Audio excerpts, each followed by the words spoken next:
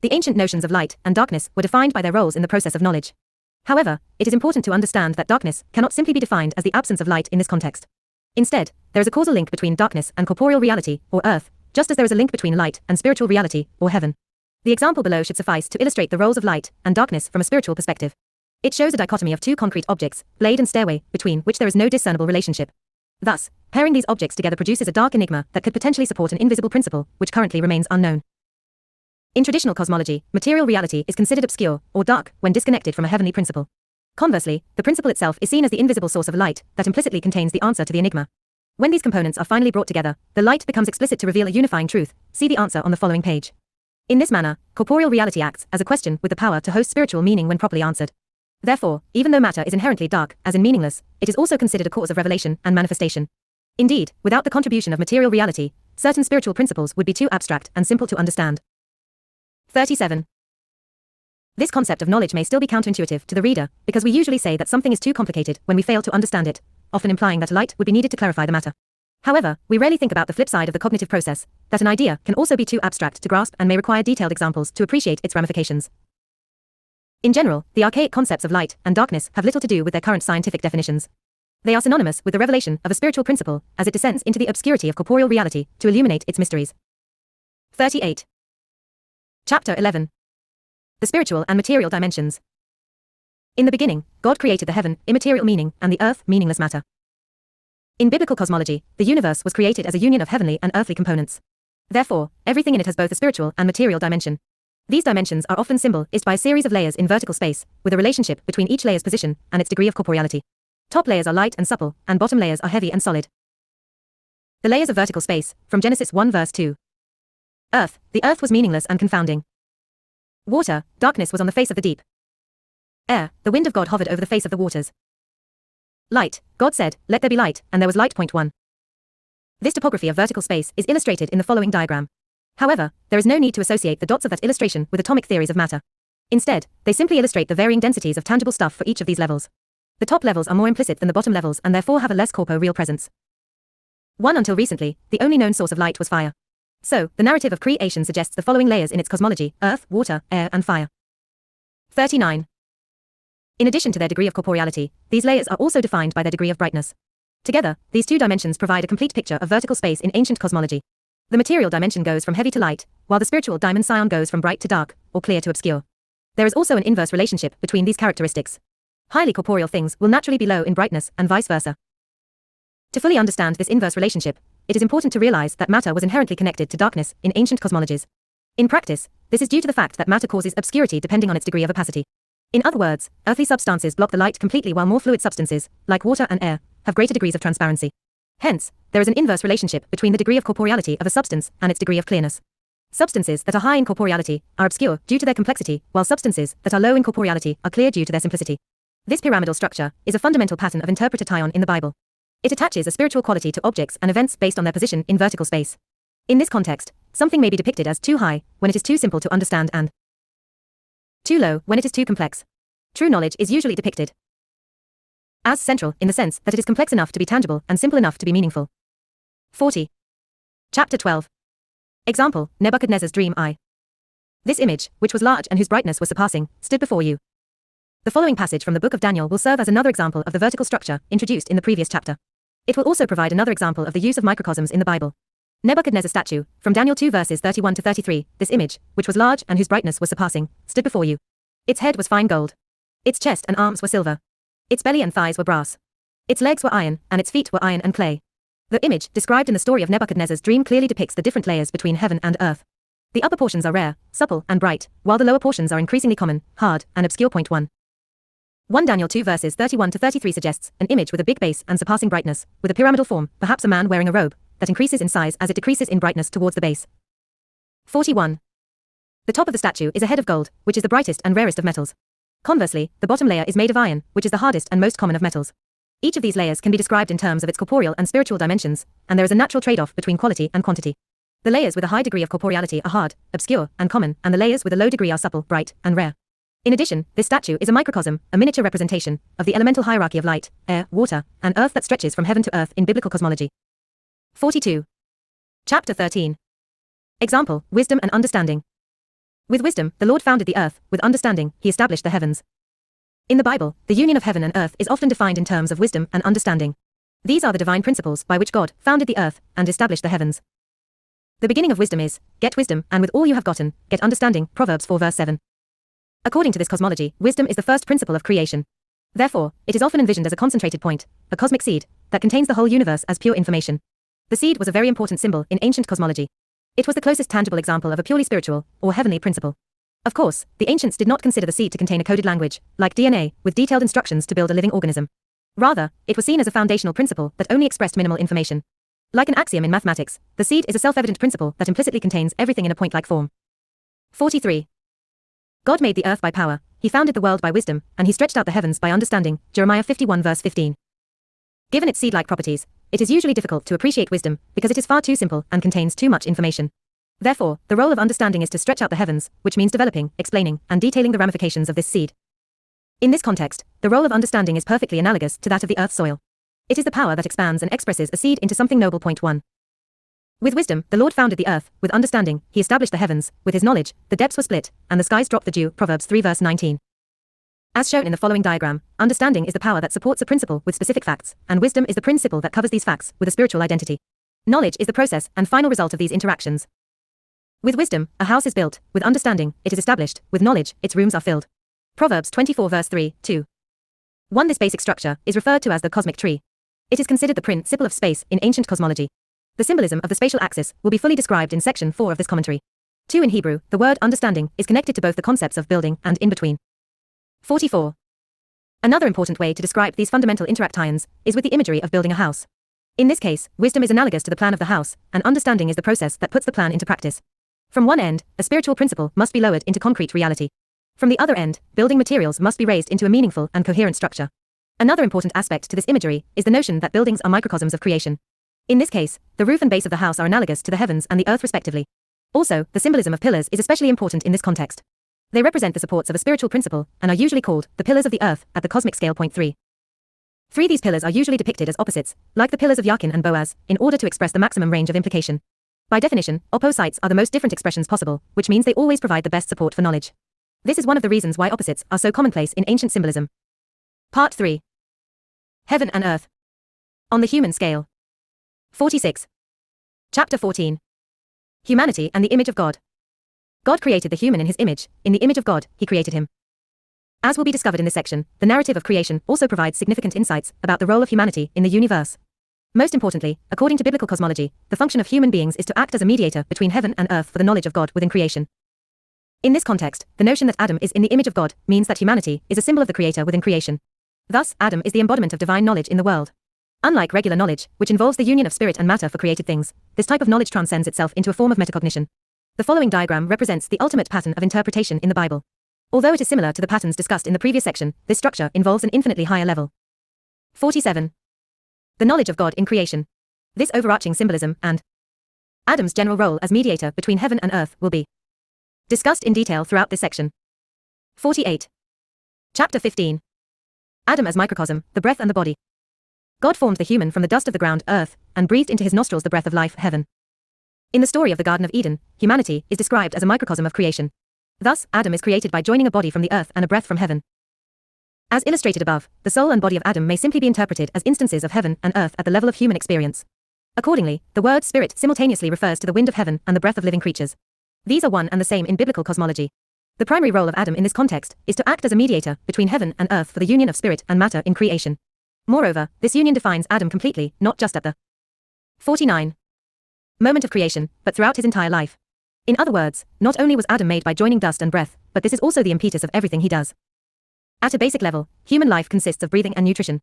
The first is when heaven's air is translated into Adam's breath, and the second is when the earth's soil is translated into Adam's flesh. In this manner, the cosmic union of heaven and earth is reflected at human levels. Thus, by simply staying alive, Adam is contributing to the greater goal of creation. Conversely, if Adam dies, a part of corporeal reality loses its higher spiritual purpose, and a part of spiritual reality loses its lower corporeal expression. For humans, it is also important to remember that breathing involves the ability to speak, which makes it a vehicle of language and information. Thus, in the human microcosm, Adam's head represents the first principle, wisdom, one as the source of meaning for the body. One in Hebrew, the word head implies first principle, a meaning that is also implied in the English words head, captain, chief, etc. 50. The role of the head is to provide a unifying principle to answer the dark subconscious enigmas of the flesh. In exchange, the body expresses and supports the head with the actions of the arms and legs. On the whole, Adam's existence is centered on knowledge, which refers to the union of heaven the spirit and earth the body. Therefore, humanity's impetus in the universe can adequately be summed up as informing matter with meaning and expressing meaning with matter. This extremely simple formula surprisingly encompasses all human activity, including reproduction, technology, government, and science. These are all instances of joining matter with meaning. 51. Chapter 16. Example, manna and flesh. God will give you flesh in the evening to eat, and bread in the morning to the full. The example provided in this chapter is a particularly clear case of the interactions between heaven and earth. It unmistakably depicts the dual influences of heaven and earth in the form of manna and quails during Israel's exodus. It also provides some important examples of interactions between the macrocosm and the microcosm, where the influences of heaven and earth are translated into human experiences. Lowering seed and raising flesh, from Exodus 16 and Numbers 11. Children of Israel, wouldn't it have been better for us to die in Egypt as we sat by the flesh pots and ate bread to the full? Have you brought us to this wilderness to kill us with hunger? God, I will rain bread from heaven, and the people will gather it every day to test whether or not they will follow my law. They will eat flesh in the evening and be filled with bread in the morning, and they shall know that I am the Lord their God. At evening, the quails ascended and covered the camp. When the dew descended on the camp during the night, the manna descended upon it. In the morning, there was a fine bareness like frost on the surface of the earth. When the children of Israel saw it, they said to each other, "What is it?" And they called it manna. It was like coriander seed, white, and tasted like wafers in honey, and its appearance was like crystal. The people gathered it, and they ground it and made cakes with it. 52. In the previous passage, manna and quails are depicted as descending and ascending respectively, and they are also referred to as seeds and flesh. These two types of food represent the influences of heaven and earth in this narrative. On one end, manna is not a typical food, but a spiritual nutrition. Its primary purpose is not to sustain the body, but to inform the soul. Manna is compared to seeds in this narrative, because seeds represent spiritual principles in biblical cosmology. These points of wisdom were considered to be full of implicit, light, concentrated information, which is why manna is described as bright, clear, and light, and why it is associated with the first light of morning. These heavenly principles are high in meaning and low in corporeality. They are point-like materialization of divine language, as clearly stated below. 1. God fed you with manna, to teach you that man does not live by bread alone, but by every word that comes from the mouth of God. Deuteronomy 8 verse 3. On the other end, the quails are called flesh or meat, which refers to regular food in the sense of matter to sustain the body. They are depicted as descending in the evening, because they are akin to material obscurity. In general, flesh represents the counterpart of seed in the process of knowledge. Its role, like the earth's soil, is to detail or flesh out the implicit meaning of the seed. It is a cause of manifestation, because it makes the implicit explicit. See chapter 10. 1. Manna means what, which is similar to the quiddity of Western philosophy. Like a seed, manna embodies the simple essence of phenomena. 53. You shall eat flesh in the evening and be filled with bread in the morning, and you shall know that I am the Lord your God. On the whole, the structure of this narrative is straightforward. It describes the nation of Israel as existing between heaven and earth to receive the knowledge of God from their union. In general, the process of knowledge should always be interpreted in terms of two opposite transactions. It always involves materialization of meaning from above in exchange for refinement of matter from below. These exchanges of spirit and flesh are the two sides of a single coin, because invisible truth cannot be made manifest without material sustenance. As illustrated above, the descent of manna towards the earth is a process of materialization. This is clear in the Bible because manna is compared to hoarfrost, which is a solidification of dew, which is itself a condensation of air. Moreover, the process of making bread from manna represents that materialization at the human level. Indeed, making dough from flour, a fine white substance, symbolizes condensation, and making bread from dough symbolizes solidification. On the other hand, the ascent of quails into the camp and the preparation of their flesh is a process of refinement, where meat must be cleaned, tenderized, and cooked until suitable for human consumption. As will be demonstrated in later chapters, making bread and preparing meat are extremely significant in the Bible. They are important symbols of lowering meaning and raising matter for the union of heaven and earth at the human level. 54. Chapter 17. Adam as mediator, naming animals and hosting angels. These are the descendants of the heaven and the earth when they were created. In the verse above, Adam is described as the descendant or offspring of heaven and earth. In the verses below, Adam is also described as the mediator, or bridge that provides the necessary communication between heaven and earth. No herb of the field had sprung up, for God had not made it rain upon the earth, and there was no human to work the ground. Adam's mediation between heaven and earth involves lowering meaning and raising matter. This cosmic process is symbolized in a variety of ways in the context of the Bible. For instance, Adam's first job in the Garden of Eden is to name the animals, which is a clear case of lowering heaven into the earth. In this scenario, heaven's wind becomes Adam's breath and serves as a vehicle to communicate between. 55.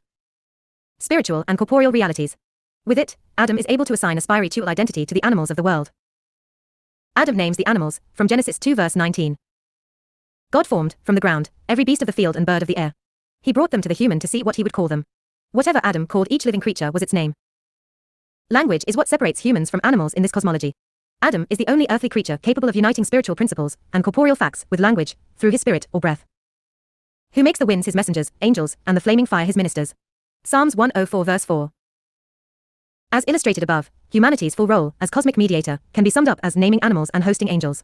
In biblical cosmology, angels are messengers that transmit higher meaning and guidance to humanity.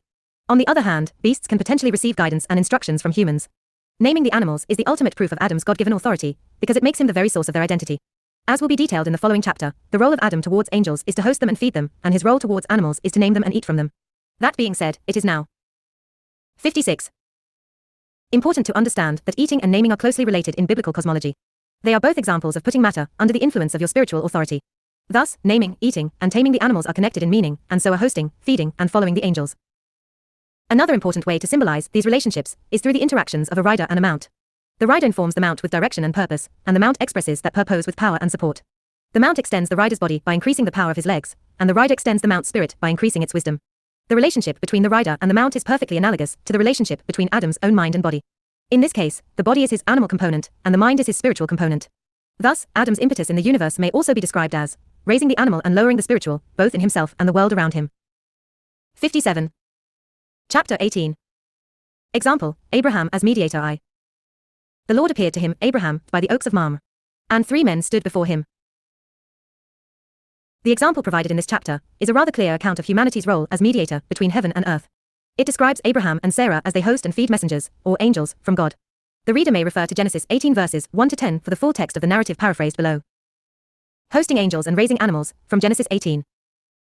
The Lord appeared to Abraham by the oaks of Mamre, and Abraham lifted his eyes and looked. 3 men stood before him, and he ran to meet them and bowed down to the earth. Abraham, please do not move on. I will fetch a morsel of bread and sustain your heart. Abraham said to Sarah in the tent, take 3 measures of fine meal and knead it, and then make some cakes. Abraham went to the herd and chose a calf, and then he gave it to the youth who hurried to prepare it. He took cream and milk and the calf he prepared, and he offered it to them under the tree. 1. They said to him, where is Sarah your wife? Abraham said, behold in the tent. The Lord said, I will return to you at this time next year, and Sarah your wife shall have a son. 1. This tree represents the spatial axis, which was briefly mentioned in the first section of this commentary, and will be fully discussed in sections 4 and 5. 58. This story is one of many examples in the Bible of a transaction between heaven and earth. In this case, Abraham receives heavenly information from angels in exchange for earthly food from animals. In other words, this transaction is an exchange of seed for flesh, like the descending manna and ascending quails from chapter 16. I will return to you at this time next year, and Sarah your wife shall have a son.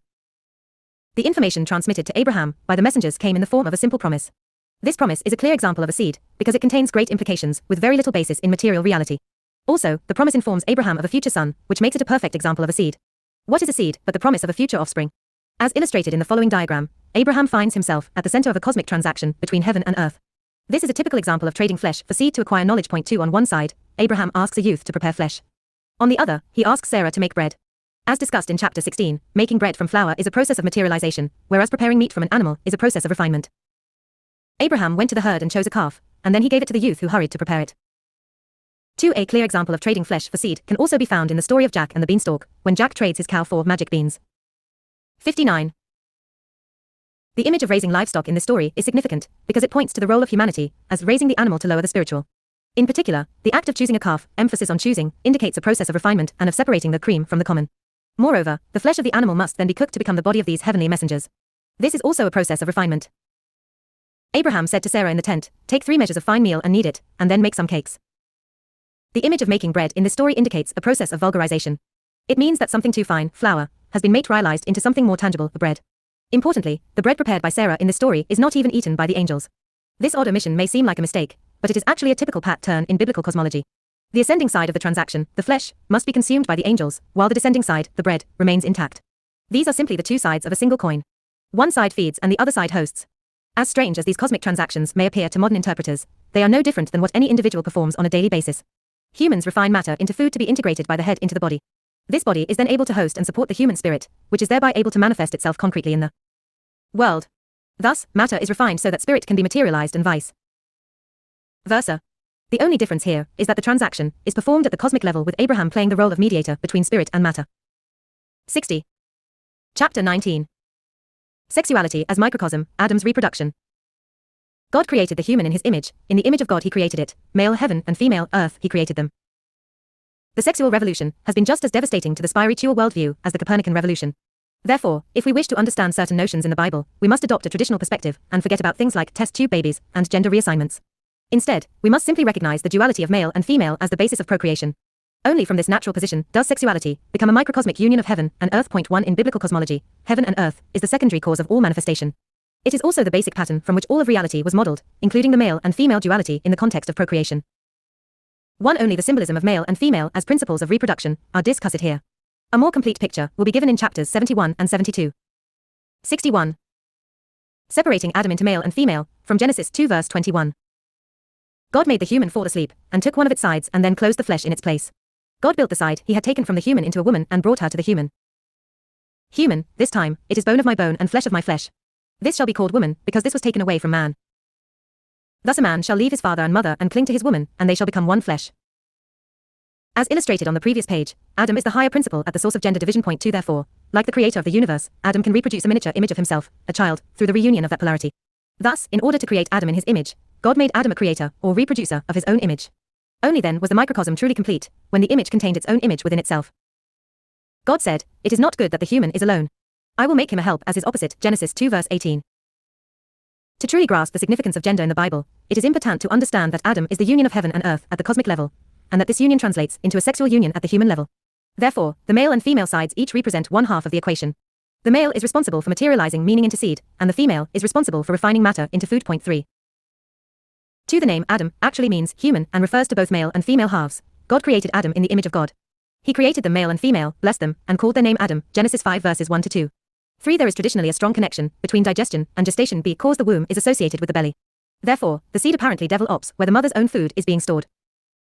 62. On one side of the equation, the father produces the seed that implicitly contains the essence of humanity. Therefore, the role of the male is directly connected to heaven and language. On the other side of the equation, like the earth itself, the mother provides sustenance in the form of food. In particular, she raises food from her own body, first in the womb and then in the breast. At the moment of their union, the seed's meaning begins to inform the food, and the food's matter begins to flesh out the seed. The seed consumes the food which turns into the body that hosts its meaning. In general, eating food is a human version of informing matter, while hosting seed is a human version of supporting and expressing meaning. These are the two sides of a single coin, which means the male and female roles are equally important in this cosmology. Point 4. For this cannot easily be reconciled with the scientific explanation of how things work at the molecular level. In this case, males and females contribute the same amount of information, DNA, while only females express it with matter. Hence, the male role is greatly diminished in a materialistic worldview. 63. Chapter 20. Sexuality as microcosm, Adam's multiplication. God blessed them and said, "Be fruitful, multiply, and fill the earth." In the context of creation and the Garden of Eden, the word Adam simultaneously refers to an individual and humanity at large. Such interpretations are possible because Adam is the principle of the entire human race, which is multiplied by a male-female dichotomy. As a result, humanity, or Adam, can increase the size of his body to populate the entire world. As illustrated above, the same fundamental patterns that determine an individual also determine a community of individuals. Society is also composed of a head, the leader, and a body, the population, where the head provides meaning and purpose in exchange for power and support from the body. Thus, Adam's ability to multiply himself produces a kind of macro-Adam with the same basic patterns as its members, a self-similar structure. 64. In biblical cosmology, the universe is a series of embedded representations of its cosmic principles. Therefore, every single word in the language of creation has a meaning that crosses multiple levels of reality, from the universal to the particular. In other words, the symbols of this language are neither metaphors nor similes, but words that point at once to different scales of organization. Because of these analogies, every story in the Bible can be read at multiple levels of interpretation. Most notably, every concept simultaneously refers to 4 scales of humanity: A, cosmic; B, individual; C, communal; and D, intercommunal. A, the cosmic level defines Adam as a mediator between heaven and earth with the responsibility of hosting angels and naming animals. B, the individual level defines Adam as the sum of his body parts, head, heart, arms, legs, etc. It involves joining heaven and earth at the individual scale by correctly expressing the intentions of the head with the actions of the arms and legs. C, the communal level, is that of an entire society and the interactions between its members. It involves joining heaven and earth at the communal scale by formulating a common identity as leader and expressing its laws as member. 65. D, the intercommunal level, is that of subgroups within a whole. For example, it may involve the interactions of social classes in a greater society or different nations in an empire. The vocabulary of the language of creation can be interpreted at the cosmic scale and a variety of human scales. Thus, cosmic concepts like heaven and earth are translated into spirit and body, where they equally apply to individuals, nations, and empires, with implications that cross many levels of interpretation. For each of these scales, notions like body and soul follow the same basic patterns. For example, at the communal level, there must be an invisible principle, or spirit, above a mass of individuals for its members to act in tandem. In this case, breath also plays a crucial role in connecting the head of the community to its body, because every society needs a common discourse to link its population to its abstract identity. Learning to perceive the universe in terms of microcosms is a necessary step towards rediscovering the spiritual worldview. These various levels of interpretation will become increasingly important in the following sections of this commentary as the key to deciphering biblical narratives. 66. Chapter 21. Example, Nebuchadnezzar's dreams 2. This image, which was large and whose brightness was surpassing, stood before you. Nebuchadnezzar's story, see chapter 12, is an example of seeing reality in terms of microcosms at different scales of interpretation. Nebuchadnezzar's statue, from Daniel 2 verse 31. This image, which was large and whose brightness was surpassing, stood before you. Its head was fine gold. Its chest and arms were silver. Its belly and thighs were brass. Its legs were iron, and its feet were iron and clay. In Nebuchadnezzar's dream, the statue itself corresponds to the individual scale of interpretation, because it is a human figure with its body parts, head, chest, arms, legs, etc. The head is the source of breath and language for the body, so it is made from the brightest and rarest of metals. The lower levels are sources of power, arms, and support, legs, so they are made from harder and more common metals. Because of analogies between different levels of human organization, Daniel interprets the individual imagery of Nebuchadnezzar's dream at a completely different scale, the intercommunal scale. 67. Daniel's interpretation, from Daniel 2 verses 38 to 42. You, O king, are the head of gold to whom the God of heaven has given the kingdom. After you shall rise an inferior kingdom, and a third kingdom of brass to rule over all the earth. The fourth kingdom will be strong as iron, and will break them all into pieces. The feet and toes, partly clay and iron, will be a divided kingdom, strong and partly broken. In Daniel's interpretation, the layers of the body are translated into a series of empires that gradually become less coherent as they grow in power and size. The first empire starts with a high degree of meaning and a low degree of corporeality, but the empires that succeed it can only increase in corporeality, at the price of their spiritual coherence. Importantly, Nebuchadnezzar's dream could have also been interpreted at the communal scale, in terms of social classes. In that case, there would be a clear analogy with the degree of authority and power of the following social classes: priests, nobles, merchants, and laborers. As will be discovered in this commentary, such interconnected analogies between different scales are commonplace in ancient cosmology. 68. Chapter 22. Example, raising a nation from the earth. God formed the human from the dust of the ground and blew into his nostrils the breath of life. Due to analogies between the cosmos and human organization, every single story in the Bible can be interpreted at multiple scales of reality. For example, the verse quoted above can equally be interpreted at the individual and communal scales. In both cases, a corporeal mass is raised from the dust of the ground to form a body capable of hosting a spiritual identity. The following example from the book of Exodus is meant to be interpreted according to this pattern. In this scenario, Moses climbs the holy mountain to receive a heavenly name from God. He then descends the mountain to transmit this identity to the nation of Israel and raise them from slavery in Egypt. 1. This narrative has been greatly simplified to focus on the role of Moses as a mediator between heaven and earth. 69. Lowering a name and raising a nation, from Exodus 3. Moses came to the mountain of God, and the angel of the Lord appeared in a flame at the center of a bush that burned without being consumed. God, I have come down to deliver my people from Egypt and raise them up from that earth. Moses, when I say to the children of Israel that the God of their fathers has sent me, they shall ask, what is his name, and what shall I say? God, I am what I am, you shall say to the children of Israel that being has sent you. The story of the Exodus is a detailed reiteration of the following verse. God formed the human from the dust of the ground and blew into his nostrils the breath of life. In this context, the raised dust is the population of Israel, stranded in the land of Egypt, and the lowered breath is the angel of the Lord, speaking in the name of God on the mountain. 2. I have descended to deliver my people from Egypt and raise them up from that earth. As discussed in previous chapters, the descending and ascending influences are irrevocably linked. God can lower his identity through the vehicles of meaning and language, but this invisible breath must be met from below with a body that physically expresses its meaning. Too like the tree, the mountain is a symbol of the spatial axis, see chapter 32. 70. When they ask, what is his name? What shall I say? I am what I am. You shall say that being has sent you. In this narrative, God's identity is expressed as a singular name, which is the clearest example of a seed in the Bible. This name is a spiritual principle, a point of wisdom with great ramifications. As an identity, being suggests nothing specific, but implicitly contains all of creation in its scope. Thus, as detailed in the following example, the revelation of God's identity was only the first step towards the materialization of this heavenly seed. Lowering laws and raising deeds, from Exodus 19 verses 1 to 8. After the children of Israel left the land of Egypt, they came into the wilderness of Sinai, and encamped before the mountain. Moses ascended to God, who called him from the mountain. God, you have seen what I did to the Egyptians, and how I lifted you on eagle's wings 3 and brought you to me. If you hear my voice and keep my covenant, you shall be a kingdom of priests and a sacred nation. Moses came down the mountain, and called the elders. He then transmitted all the words commanded to him by God. All the people answered together, all that the Lord has spoken, we will do. Moses reported the words of the people back to the Lord.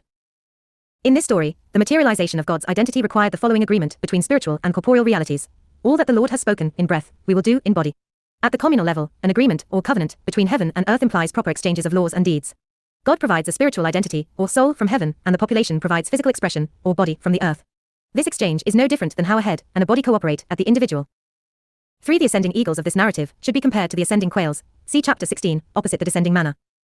71. Level. In this case, an agreement must be reached between the spirit and the flesh by which the body correctly expresses the ideas of the mind in exchange for the leadership and direction of the head. Simi. Lali, at the communal level, the population of Israel becomes a great physical body for God's Spirit when it agrees to follow divine law. 72.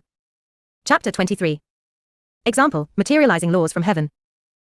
God formed the human from the dust of the ground and blew into his nostrils the breath of life. In the previous chapter, a covenant between God and Israel was made by which an entire population agreed to perform with deeds every word that God had spoken. To fully grasp the implications of this idea, it is important to realize that Mosaic law is more than just a means of preserving social order. It is also a way to express a spiritual identity. In other words, every law is a specific ramification of God's identity at the level of human interactions. What shall I say if they ask, what is his name? I am what I am. The people answered, all that the Lord has spoken, we will do.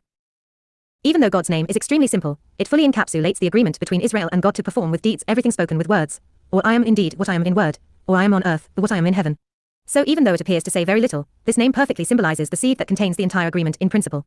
This cosmic seed resembles an axiom in mathematics, a self-evident principle that cannot be proven due to its simplicity, but from which everything must derive. As such, the name of God is the principle of all Mosaic laws. For example, a law like, thou shalt not lie, is an obvious expression of this identity at the human level. The only difference in this case is that 73. It was expressed in negative terms. When articulated positively, this law becomes, thou shalt be true, or words must agree with facts, or heaven must agree with earth. All of these formulations express the same identity, I am what I am, at different scales of reality. In theory, every single Mosaic law can be derived as a practical implication of God's identity. However, it would be counterproductive to examine the corpus of the law with this intention. Instead, we will focus entirely on a single example, thou shalt not kill, to demonstrate how a trivial law expresses its ramifications, or materializes itself, at the level of human interactions. Thou shalt not kill. But are all murders equal? What if I kill my enemy? My parents? My child? My servant? My dog? What if I kill someone in an accident, or in self-defense? What if I injure someone in a fight, and they lose their livelihood and eventually die? What if I fight with a woman and she loses her unborn child as a result? What if my child, servant, or dog kills someone? Who is responsible? What if my dog kills my neighbor's dog? What if it happens again and again? What if I kill someone who requested it? What if I kill myself? See Exodus 21 for answers to some of these questions. These are the kinds of questions that arise when a law is applied to the complexity of human interactions and develops into a series of branches. This concretization is essentially what it means for God to blow into Adam's nostrils the breath of life. It refers to a process of materialization, in which a purely spiritual identity is fleshed out into its practical ramifications. 74. In the context of biblical cosmology, it is always important to remember that Earth is not just a storehouse of matter, but of enigmatic darkness, to be answered by the light of a higher identity. In this manner, specific laws are formed by the descent of a metaphysical principle into the details of corporeal reality. This material obscurity is necessary to reveal the identity of God to humanity. Otherwise, the highest principles would be too abstract and simple to know. Point 1 On the whole, there must be an exchange between heaven and earth for the knowledge of God within creation. God's identity must lower itself into practical reality by elaborating laws, and the masses of Israelites must raise themselves into significance by embodying them as deeds. Laws bring light and meaning to human events, and human questions, or problems, provide tangible expressions for God's Spirit. Ultimately, the purpose of these interactions is for Adam to fully embody the image of God at the communal scale. 1 As discussed in the following section, the law is analogous to a tree and the deeds to its fruits. These fruits are concrete facts that point to a higher identity, or fruits with their seed in them. God's identity, which has so far been translated as I am what I am, could also be translated as I shall be what I shall be. This further confirms the symbolism of the seed as a principle that is not yet what it shall be, because it must be planted in the earth to fully be, in fact, what it is in theory. 75. Chapter 24.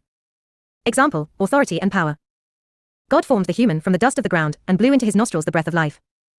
The reader may refer to Exodus 18 for the full text of the narrative below, which has been greatly simplified in this example. Lowering authority and raising power, from Exodus 18. Jethro, Moses' father-in-law, entered the wilderness where Moses camped at God's mountain. He saw Moses judging the people, and how they all stood over him from morning until evening. Jethro, why do you sit alone with all the people standing over you from morning until evening? Moses, I judge between a man and his neighbor, and I make them know the laws of God. Jethro, you will surely wear yourself out, along with this people, because it is too heavy for you alone. Moses chose capable men, and made them heads over the people. They were rulers of thousands, hundreds, fifties, and tens. The important causes they brought to Moses, but every small matter they judged themselves. This narrative is another typical example of lowering breath and raising dust to form a human being at the communal scale. In this situation, each judicial case is an obscure enigma to be answered by the 76. Principles of heavenly law. As illustrated below, this story provides an important example of exchanging authority for power at the communal level. On the left, Moses begins as the sole teacher of an entire population. However, this job was too heavy for him alone. Therefore, as shown below on the right, he distributed his authority into a communal body to deliver a more powerful expression of the law. Importantly, this structure is analogous to the human body, with the top as the head and the lower levels as the limbs that support it. On the whole, this narrative is analogous to a person eating food to increase his body, or to a sexual union between male and female. In the latter case, Moses is the heavenly seed that contains the answers in principle, and the population is the earthly flesh that questions, supports, and then expresses the answers. Moses chose capable men as heads over the people, and every small matter they judged themselves. As described in the passage above, this union also implies refining matter and materializing seed. On the one hand, choosing capable men is a clear example of raising matter, whereas every small matter they judge themselves implies a popularization or vulgarization of the law. This means that each level received less and less insight into the highest principles of the law. 1. The reader should compare this to, "It is not good that the human is alone. I will make him a help as his opposite." Genesis 2 verse 18. 77. In the Bible, transmissions of power and authority at the communal level are usually symbolized by tithing and anointing. Tithing is a transmission of matter and power from below, in which portions of material resources are offered up to support the head, and anointing is a transmission of meaning and authority, or light from above too. Of course, there is nothing mysterious about any of these ideas, because they are still in effect in modern societies. However, in today's world, these interactions are seen only as the practical necessities of a state, while they were probably seen as representations of cosmic patterns in the ancient world. In that context, anointing and tithing were translations of heavenly and earthly influences at the communal scale. 2. Oil resembles golden light, and everything it covers becomes glossy and reflects light. Anointing is making material facts capable of reflecting light, meaning from above. In addition, oil was also the fuel of ancient lamps. So, like breath, it served as a vehicle of light and meaning. 78. Chapter 25. Adam's descendants as microcosm. Abel was a herder of flocks and Cain was a worker of the ground. Like all stories in the Bible, the story of Cain and Abel is a simple narrative with tremendous implications. For that reason, its meaning cannot be fully examined at this point. Instead, the purpose of this chapter is to recognize the cosmic patterns of heaven and earth and their implications in this narrative. As illustrated above, Cain and Abel are expressions of Adam in the contexts of heaven and earth. More precisely, Cain embodies humanity in the context of earth, and Abel embodies humanity in the context of heaven. These are specializations of Adam's cosmic role as mediator between heaven and earth. The farmer and the pastor, from Genesis 4. The human knew his wife Eve, and she conceived and bore Cain, saying, "I have acquired a man with the help of the Lord." She then gave birth to his brother Abel. 79. Abel was a herder of flocks and Cain was a worker of the ground. Cain brought an offering to the Lord from the fruits of the ground, and Abel brought an offering from the fat of the firstborns of his flock. The Lord regarded Abel and his offering, but disregarded Cain and his offering. 1. These two specializations are extremely important in the Bible as symbols of the distinction between spiritual and material mediation. In this context, Abel is the prototype of heavenly authority and priesthood at the communal level. He is a contemplative individual concerned with spiritual matters and the higher meaning of reality. On the other hand, Cain is the prototype of earthly power and kinghood at the communal level. He is more concerned with possessing the land and dealing with its practical realities. As illustrated above, God accepts the offering of Abel rather than Cain, because one is higher than the other in the vertical space of this cosmology. In this hierarchy of meaning and matter, the mineral level is closest to meaningless matter, while the spiritual level is closest to intangible meaning. These are essentially levels of nutrition, by which minerals sustain vegetable life, vegetable matter sustains animal life, and animal flesh sustains spiritual life. In this context, Abel was responsible for lowering the spiritual into the animal and raising the animal into the spiritual. Therefore, Abel is also the prototype of the priest who specializes in offering refined. 1. Cain and Abel are opposite twins, because they were born from the same knowledge. This pattern, the single identity expressed as opposites, is important in symbolism. A similar structure can also be found in the story of Esau and Jacob. 80. Flesh to God. On the other hand, Cain was responsible for lowering the vegetable into the mineral and raising the mineral into the vegetable. Thus, Cain and his offspring are the prototypes of builders and smiths who specialize in making tools and vessels from refined minerals, bricks and metals. The basic pattern of this story can be interpreted at many scales of reality, as follows: 1. The body and the spirit at the individual level, 2. The kingly and the priestly at the communal level, and 3. Materially and spiritually inclined nations at the intercommunal level. Adam knew his wife again. She bore a son and called his name Seth, for God has set for me another seed under Abel, because Cain killed him. Genesis 4 verse 25. In a perfect world, Cain and Abel would have reached an agreement by which spiritual and material realities would have been joined correctly. In that case, Abel would cover Cain with spiritual meaning from heaven, and Cain would support Abel with physical power from the earth. Unfortunately, this crucial agreement between authority and power could not be reached at this juncture. 2. Adam lived 130 years and bore a son in his image, and he called his name Seth. Genesis 5 verse 3. 2. Abel means breath, with the connotation of vanity, because he was just breath, or bodiless meaning. This means that Abel was full of lofty ideas without concrete facts to support them. He was a great spirit without physical power. On the other hand, the word Cain is connected to nest, because Cain's most important function was to build a stable physical reality, a temple, or nest to host a higher spiritual identity. 81. As illustrated in the previous diagram, Adam's third son, Seth, symbolizes a return to the image of Adam, which is also the image of God. The following verse also indicates a recovery of the image of Adam, humanity, on a smaller scale, and a renewed communication with a heavenly identity, the name of God. In general, Seth's lineage represents a new and more successful attempt at finding an agreement between heaven and earth. To Seth was born a son.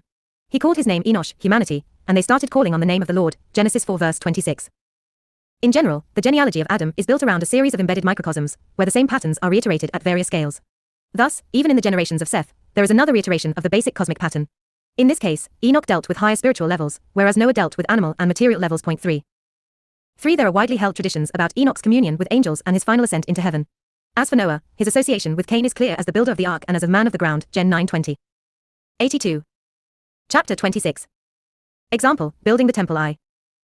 Let them make me a sanctuary, that I may dwell among them. When Moses encountered God on the mountain, legislation came in two forms: 1, laws for the people, and 2, plans for the temple. Both correspond to building a body to host the presence of God's breath below. In general, the purpose of these laws was to arrange the visible facts of society, to embody the invisible spirit of God. Lowering a plan and raising materials, from Exodus 25. Speak to the children of Israel, to take an offering, a raising of gold, silver, and brass, and make me a sanctuary, that I may dwell among them. Make the sanctuary according to the patterns I have shown you. Make an ark overlaid with gold, and put the testimony in the ark. You shall make 2 cherubim of gold facing each other at the 2 ends of the ark cover. There I will meet you and speak from between the cherubim. The plans or patterns of the temple have the same function as the social laws, with rules that descend even farther into material reality. Accordingly, various metals and materials were raised from the dust with the population of Israel. 1. Precious metals are a perfect example of raised matter, because they are refined from the soil and polished to reflect the light. Importantly, the task of raising matter is explicitly given to women in Exodus 3 verses 21 to 22. 83. Every woman shall ask her neighbor for vessels of silver and gold, and for clothing. You shall put these upon your sons and daughters, and you shall spoil the Egyptians. Exodus 3 verses 21 to 22. Make the sanctuary, and put the testimony in the ark. There I will speak from between the 2 cherubim. Given our current materialism, the best way to understand the role of the temple is through analogies with our written language. Like a written word, the temple is made from a collection of physical parts arranged by the rules of an arcane language. The purpose of this body is to host an invisible breath. This pattern is then reiterated within the temple itself, in the Ark of the Covenant, where the written tablets, the testimony, physically host the spoken laws of God. With the help of the image above, it is easier to understand why lowering a plan and raising a temple are the 2 sides of a single process. In this example, the meaning at the top of the structure could not have been expressed on the page without the rules of language, alphabet, vocabulary, and grammar to organize these marks in a very specific manner. Moreover, if any of these marks had been 84. Misplaced, the resulting expression might have been meaningless, or worse, it might have hosted a completely different meaning or spirit. For instance, empty hello. You shall make loops of blue on the edge of the curtains on both sets, and 50 clasps of gold coupling the curtains one to another, that the tabernacle be made a single whole. From Exodus 26. With the analogy of written language, it is easier to understand why the plans of the temple are so detailed and complicated. These patterns are examples of lowering meaning into the lowest depths of material reality. At these levels, they are like the rules of an alphabet, because they organize marks in a very detailed manner. Similarly, if we were to describe how to embody the meaning of Holy Temple on this page, the plans for its construction might look something like this. You shall make 9 vertical marks, 10 horizontal marks, and 6 slant-edge marks. 3 of the slanted marks shall be left-leaning, and 3 shall be right-leaning, etc. You shall make 2 of the following pat turns, 3 horizontal marks joined to the right of 1 vertical mark in equal distance, etc. Refer to the previous image. Of course, these technical rules will only make sense to those who already understand the written English language. Even then, the individual patterns of the letters remain somewhat meaningless until they are brought together with a higher set of rules, vocabulary, and grammar. Similarly, in the context of building the actual temple from wood, metal, and textiles, we might ask why there must be 50 loops in the curtains, or why they should be blue, or why the clasps must be golden and placed opposite each other, etc. As before, these detailed rules will only make sense to those who are familiar with the arcane language of this temple, which was strictly reserved to the priesthood. 2. Building the temple is a job, raising minerals, that belongs to kingly or warrior-like tribes such as Judah and Dan.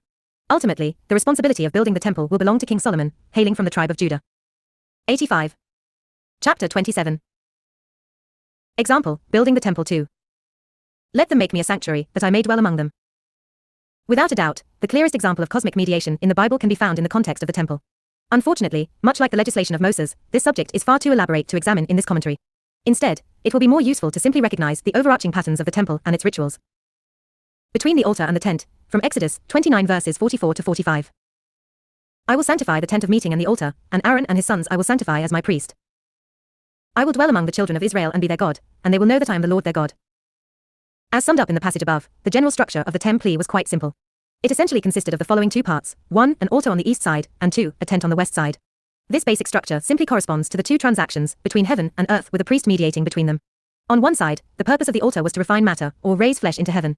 On the other side, the purpose of the tent was to materialize, meaning or lower breath into the earth. Together, the altar and the tent were technologies that transformed matter into meaning and vice versa. 86. The main purpose of the altar was to consume flesh below and raise it into heaven as smoke. This transaction should be understood as a form of cosmic taxation, by which parts of the flesh were allotted to the priestly hierarchy, while others were carried further up into heaven. In general, the altar was the place where taxes, in the form of flesh, food, and even money, were offered up in exchange for leadership from heaven in the form of revealed information, or light. On the opposite end of the temple, the purpose of the tent was to materialize breath, to inform matter below.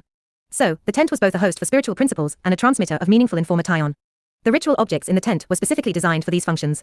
On the north side was a table of showbread, which hosted the invisible breath of God, and on the south side was the menorah which transmitted visible light beyond the temple. 1. The reader should compare the showbread in the temple to the bread made from manna, and the bread made by Sarah in the tent to host the angels. These are discussed in chapters 16 and 18 as examples of materializations. 87. Finally, the most sacred part of the temple, the Ark of the Covenant, was located on the westernmost side, in the Holy of Holies. This golden box was meant to reflect, reproduce, and even represent God within creation. To understand the role of the Ark, it is important to recognize the difference between receiving a specific commandment from God and hosting the very presence of God. This is comparable to the difference between Adam giving names to the animals versus seed to his wife. In the first case, Adam merely provides a specific identity for the animal. In the second case, there is a transmission of Adam's full identity from the male half to be reproduced within a female half. To appreciate the general meaning of these structures, it is only necessary to understand the basic interactions between heaven and earth. Simply stated, one must feed the spiritual to make it visible, explicit, detailed, and tangible. This pattern is self-evident in biblical cosmology, and it is only because of materialism that these rituals seem cryptic to modern interpreters. 88. Chapter 28. Example, the cherubim of Ezekiel 2. Each cherub had 4 faces, a human, a lion on the right, a bull on the left, and an eagle. The creatures referred to as cherubim in the Bible are simply the carriers, or mounts of God. This relationship is described clearly in Psalms 18 verse 10, and in the visions of Ezekiel, where the cherubim are depicted as carrying the chariot of God. This supporting role was also the purpose of the cherubim located on the ark within the tabernacle. The cherubim above the ark, from Exodus 25 verses 18 to 22. You shall make 2 cherubim of gold at the 2 ends of the ark cover. Make 1 cherub at the one end and 1 cherub at the other, of one piece with the ark cover. Their wings shall be spread upwards, shielding the ark cover, with their faces towards each other. There I will meet you and speak from between the 2 cherubim. 89. As material supports, these mysterious beasts symbolize the obscure questions to be answered by a higher principle. They are just another example of the corporeal darkness needed in the process of knowledge to express and support the implicit light of God's word. In this sense, the cherubim were identical to the Egyptian and Greek sphinx, posing their enigmas and swallowing whoever failed to answer them. As such, they were also guardians of higher knowledge against those who failed to recognize the spiritual truth that answered the enigma. Thus, in the Bible, the cherubim are the keepers of the garden after the fall. God exiled the human, and he placed before the Garden of Eden the cherubim, to guard the way to the tree of life, Genesis 3 verse 24. The tetramorphic cherubs, from Ezekiel 1. As I was among the captives by the river Chebar, the heavens were opened, and I saw visions of God. A stormy wind came from the north, and a great cloud with fire flashing up. From its center came the image of 4 living beings that looked like the image of Adam. Each one had 4 faces, a human, a lion on the right, a bull on the left, and an eagle.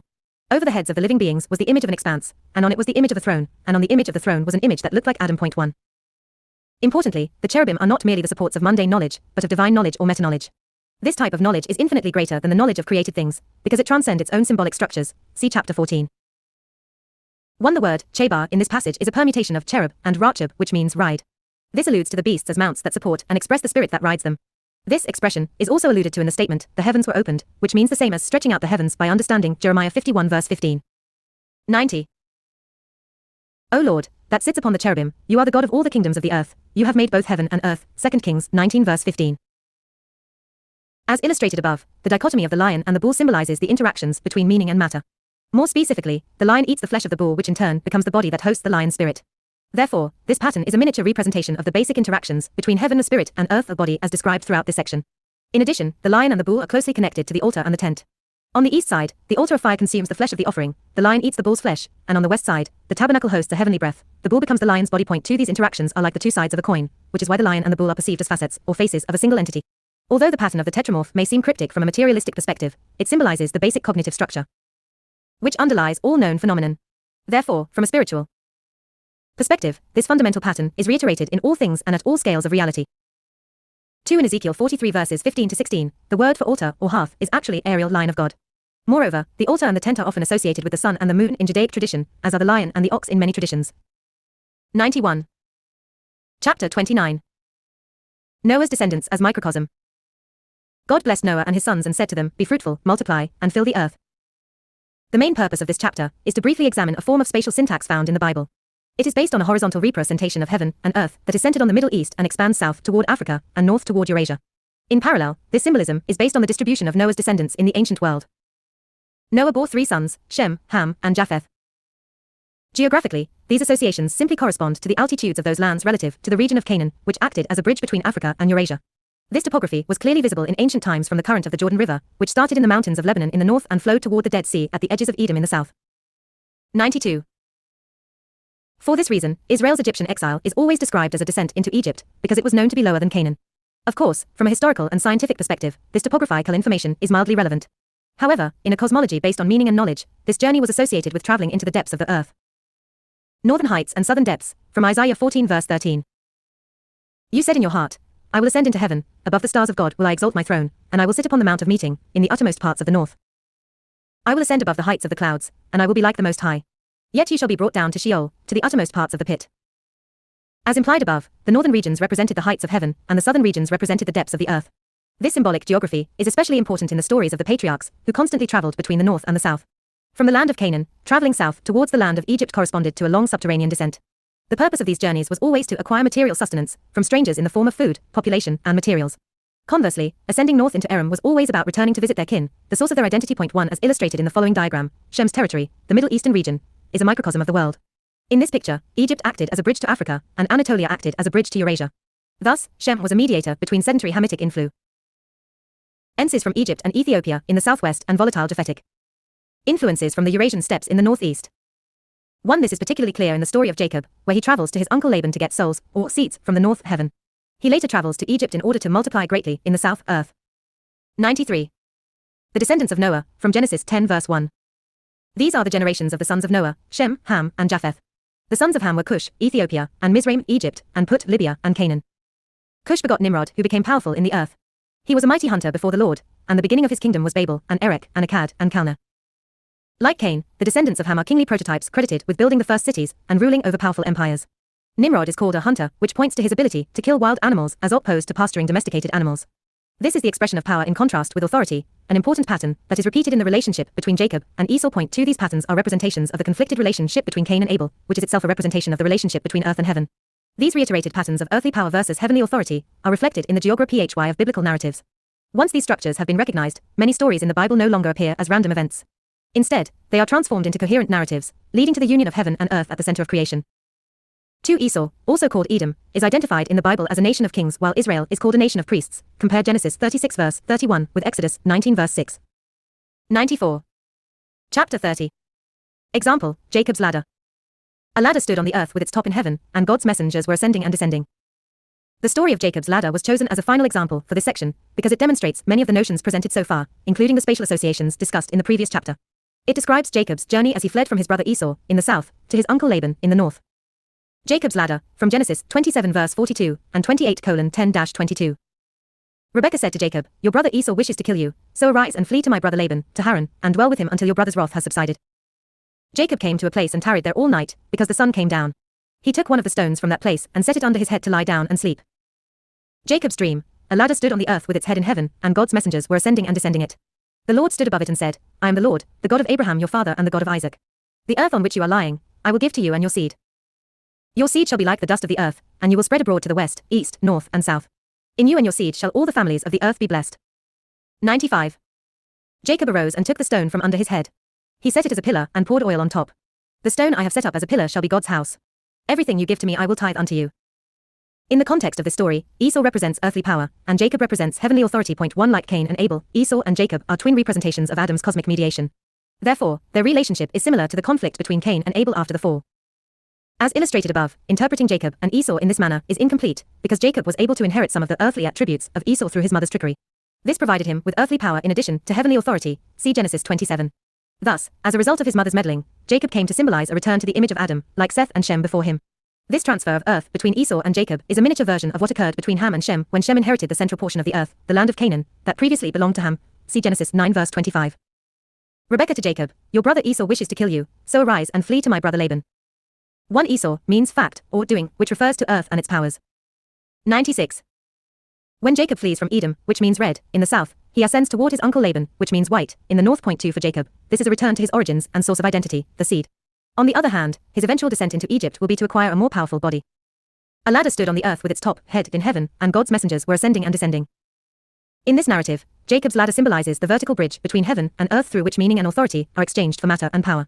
Although strange to modern sensibilities, this ladder is fundamental to cosmologies based on knowledge and meaning. Your seed shall be as the dust of the earth, and you will spread abroad to the west, east, north, and south. Point 3. 2 There is an obvious color association here, north equals white, and south equals red. Lebanon means white, which naturally alludes to its snowy peaks, and Edom means red, or ruddy, in connection to the soil. 3 This ladder or pillar is the axis of space, which is why it branches out into west, east, north, and south in the passage above. The fact that Jacob encounters a ladder at this juncture also confirms the idea that his journey toward Laban represents an ascent into heaven. 97. Jacob rose up, took the stone under his head, and he set it up as a pillar, and then he poured oil on its top. "The stone I have set up as a pillar shall be God's house. Everything you give to me I will tithe unto you." The dual movements of raising matter and lowering meaning are rather clear in the passage above. Jacob anoints, lowers heaven, the pillar that will host the presence of God, and then he promises to offer up tithes, raise earth, in exchange for this higher identity. Part 4. Time and Space. In Biblical Cosmology. 99. Chapter 31. Time and Space, a Spiritual Perspective. God called the light day and the darkness night. The archaic concepts of time and space are very different from their modern counterparts, which are completely detached from the natural human point of view. Therefore, we must look at the universe from a long-forgotten perspective to rediscover these patterns. The creation of time, from Genesis 1 verse 3. God said, "Let there be a light, and there was a light. God saw the light, that it was good, and separated between light and darkness. God called the light day and the darkness night. There was an evening, and there was a morning, one day." The diagram above illustrates the implications of time from an ancient perspective. From this viewpoint, time is an influence that plunges the light into the darkness of material reality, and then mysteriously separates it from the darkness, and raises it back into heaven. 100. To rediscover this perspective, it will be useful to discuss three fundamental differences between ancient and modern notions of time. To begin with, it is important to recognize that the archaic concept of time was associated with the cosmic cause of change. In other words, time was seen as the influence that carried reality from one point to another, like the flowing current of a river. This is completely different than modern physics, for which time is no longer considered the cause of change, but merely the abstract possibility for change. The second distinction is that time does not refer to any change whatsoever, but to cyclical transformation. This paradoxical force is what transforms summer into winter, top into bottom, first into last, life into death, and vice versa. Thus, time is a powerful influence that eventually overturns everything. This contrasts with modern conceptions of time, for which the cyclical nature of change is seen as illusory and not necessarily inherent to time itself. Point 1. The third and most important difference between archaic and modern notions of time is that time may be considered the opposite of space in ancient cosmology. Of course, in this context, space is defined as a stabilizing power against the transformative forces of time. The universe resembles the following picture from a spiritual perspective. It contains a relatively stable place, space, surrounded by a relatively unstable periphery of time, where ironic and unexpected. Ancient cosmologies were more concerned with the spiritual meaning of the time cycle than its mechanical causes. From a materialistic perspective, the time cycle can be explained strictly in terms of gravity and planetary revolutions. However, from a spiritual perspective, this technical explanation is the equivalent of explaining how a word was written instead of what it means. 101. Events tend to occur. Two forces are constantly pushing against each other in this universe, the transformative forces of time and the stabilizing forces of space. Even though this imagery may appear naive from a materialistic perspective, its symbolism is insightful and universal. It points to an ancient form of metaphysics, from an age when spiritual knowledge was the primary concern of humanity. 102. Chapter 32. Flooded land versus dry land. He restrains the waters, and they dry out to space, he unleashes them, and they overturn the earth, time. As mentioned in the previous chapter, time and space should be interpreted as opposites in biblical cosmology. They should also be associated with two fundamental stages of creation: 1, a primitive flooded world on the first day of creation, and 2, the construction of a dry world on the second and third days. According to this cosmology, the dominion of time corresponds to a more primitive state of creation, where everything was fluid and continuously transforming into its opposite. Up into down, down into up, like the oscillating waves of an ocean. This comes in contrast with the dominion of space, which is an artificial stage that stabilizes reality by holding these opposites apart. 103. The first stage of creation, time, from Genesis 1 verses 1 to 5. The earth was formless and confused, darkness was on the face of the deep, and the breath of God hovered over the waters. God said, "Let there be a light," and there was a light. God saw that the light was good and divided between the light and the darkness. God called the light day and the darkness night. There was an evening, and there was a morning, one day. The first stage of creation is a spaceless or placeless universe entirely dominated by the influences of time. Accordingly, it is filled with a flowing and subtle medium, water, that perfectly reflects the vicissitudes of the time cycle. For these reasons, water was the primary symbol of change in ancient cosmology, just as light was the primary symbol of higher meaning. In general, the flowing of water and the image of the wave were symbols of cyclical transformation. Point 1. The second stage of creation, space, from Genesis 1 verses 6 to 13. God said, "Let there be an expanse between the waters, and let it separate water from water." God said, "Let the waters under the heavens be gathered to one place, and let the dry land appear." God said, "Let the earth grow seeding herb and a tree bearing fruit of its kind with its seed in it." As shown in the following image, the creation of space involves pushing the subtle medium of change, water, to the margins of reality, and holding it at bay. The result of this operation is a stable place, dry land, surrounded by a flowing periphery, unstable sea, still dominated by cyclical change. The wave and the cycle are two expressions of the same basic pattern, which is a continuous oscillation between opposites. Thus, in Hebrew, gal means cycle, and gal means wave. 104. As mentioned at the beginning of this commentary, ancient cosmologies were generally dentrocentric. Hence, the tree is a symbol of the spatial axis, a central pillar that upholds the integrity of space by separating above from below, north from south, and east from west. Another important symbol of the spatial axis is the cosmic mountain, which embodies stability in the natural world. It stands at the center of the universe in resistance to the forces of pointless change that constantly threaten to flood the land. Time versus space, from Psalms 104 verses 5 to 9. Who established the earth on its foundations, that it be not moved forever and ever? You covered it with the deep like a cloak, and the waters stood over the mountains. But they fled at your rebuke and haste away from your tune to rouse voice. The mountains rose, and the valleys sank to the place you established for them. You set a boundary they should not pass, no longer returning to cover the earth. 105. As implied in the diagram below, the second stage of creation is not invincible, and there is always the possibility of returning to the first stage. In fact, this is precisely what happens in the story of the flood, when spatial stability is entirely lost to the primordial waves. The battle then continues, and space is re-established from the top of Mount Ararat. In ancient cosmology, space and time are engaged in a constant battle over manifestation point to the cycle. A wave swallows space and overturns the earth, while the spatial axis splits the waters and founds the earth. In general, there is a constant tug-of-war between the dominion of cyclical time and the dominion of spatial stability. This imagery has been discovered in all corners of the world, which speaks to the universality of its metaphysics. It symbolizes a truly fundamental duality that is self-evident from the spiritual perspective. 106. Chapter 33. Time and space as mediators of knowledge. He restrains the waters, and they dry out, certainty, he unleashes them, and they overturn the earth, uncertainty. The purpose of the universe in biblical cosmology is knowledge from the union of heaven and earth. Therefore, every single phenomenon should be interpreted according to this paradigm, including the realities of time and space. As illustrated in the diagrams above, the process of knowledge implies at least two stages of development: 1, a primitive form of knowledge characterized by uncertainty, and 2, a more advanced form of knowledge characterized by certainty. The first stage lacks a clear agreement between heaven and earth, while the second is defined by that agreement. In the second stage of creation, physical reality correctly expresses and supports spiritual meaning, and spiritual meaning clearly answers the enigmas of corporeal existence. Simply put, dry land is when heaven meets earth, or when language, theory, and fact, practice, perfectly match. 107. On the other hand, a more primitive form of knowledge called confusion naturally emerges when no clear connection can be established between meaning and fact. Thus, when there is no reasonable agreement between heaven and earth, a more subtle medium, water, naturally fills the gap. This translucent medium is neither clear like heaven nor solid like the earth, but lies ambiguously between meaning and fact. This type of mediation produces a vague and unstable reality that is highly susceptible to the vicissitudes of time. In the Bible, obtaining knowledge from this primitive medium is called divination, a practice that is deeply connected to the cyclical flow of time and its mysteries. This form of knowledge held an important place in the ancient world. It acted as a substitute for reason and certainty when this level of knowledge was unavailable. As shown above, time and space may be interpreted as distinct mediators between heaven and earth. In this sense, they correspond to different ways of joining meaning with matter. 108. Dry land appears when heaven and earth are mediated by a manifest connection called the axis of space. Flooded land appears when heaven and earth are mediated by a non-manifest connection called the axis of time. These important cosmic mediators and their characteristics will be discussed throughout this section, with many examples from the Bible. This form of knowledge, divination, lies outside of the investigations of modern science because scientific methodology willfully removes these subtle influences by creating controlled environments. In this manner, science shields itself from this primitive level of knowledge by creating a space where everything is well defined, and there is no confusion between measurer and measured. 109. Chapter 34. Symbols of space and time, the pillar and the axle. He restrains the waters, and they dry out, pillar, he unleashes them, and they overturn the earth, axle. In biblical cosmology, the realities of time and space are the result of two types of mediation. These are often depicted as opposite axes that symbolize the presence or absence of a clear connection between heaven and earth. The dominion of space is symbolized by a house being held up by a visible pillar, and the dominion of time is symbolized by a wheel being secretly turned by a mysterious axle. As illustrated above, the duality of the pillar and the axle are often symbolized by a positive and a negative axis. For instance, they may be described as a bright pillar versus a dark pillar, or as an upright hierarchy versus an inverted one. Another way to symbolize the same idea is by the duality of fullness versus emptiness, such as a mountain versus a cavern. 110. Like all concepts in ancient cosmology, space and time exist at different scales of reality. Therefore, the dominion of space may be symbolized by a box, a house, or simply as dry land on the cosmic scale. Similarly, the dominion of time may be symbolized by flooded versions of the above, such as a cup filled with wine, a flooded house, or a flood-ed world on the cosmic scale. In this context, water symbolizes the confusion that mediates between heaven and earth and the transformative influences of change. Importantly, this does not refer to any change whatsoever, but to losing the agreement between meaning and fact. In practice, this means falling away from familiarity into a world of uncertainty where everything appears foreign and strange. When reality is dominated by the spatial pillar, there is a clear connection between facts and their spiritual meaning, and life in the universe has purpose and direction. Conversely, whenever the bridge between heaven and earth is lost, spiritual principles fail to answer the enigmas of corporeal reality, and practical reality no longer expresses spiritual law. The facts no longer support the theory. In the Bible, transitioning from the dominion of space to that of time is called losing the land and is experienced as going into exile and then wandering in strange lands.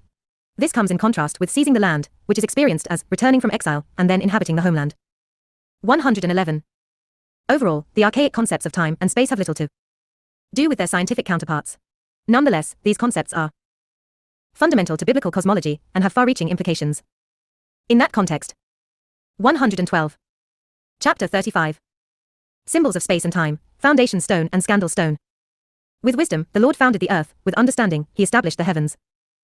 The symbolism of the foundation stone and the stumbling stone is closely related to the symbolism of the pillar and the axle as described in the previous chapter. On the one hand, the foundation stone symbolizes the principle of space according to which material reality is ordered and arrayed. On the other hand, the scandal stone symbolizes the principle of change, which makes the entire edifice tumble and fall. One is a familiar cause of certainty and stability, and the other is a strange cause of doubt and transformation. With wisdom, a house is built, with understanding, it is established, with knowledge, its rooms are filled. Proverbs 24 verse 3. 113. As illustrated below, the process of building space begins with a positive principle, the foundation stone, according to which every other stone must be arrayed. When this integration is successful, material reality lends its power and support to that principle.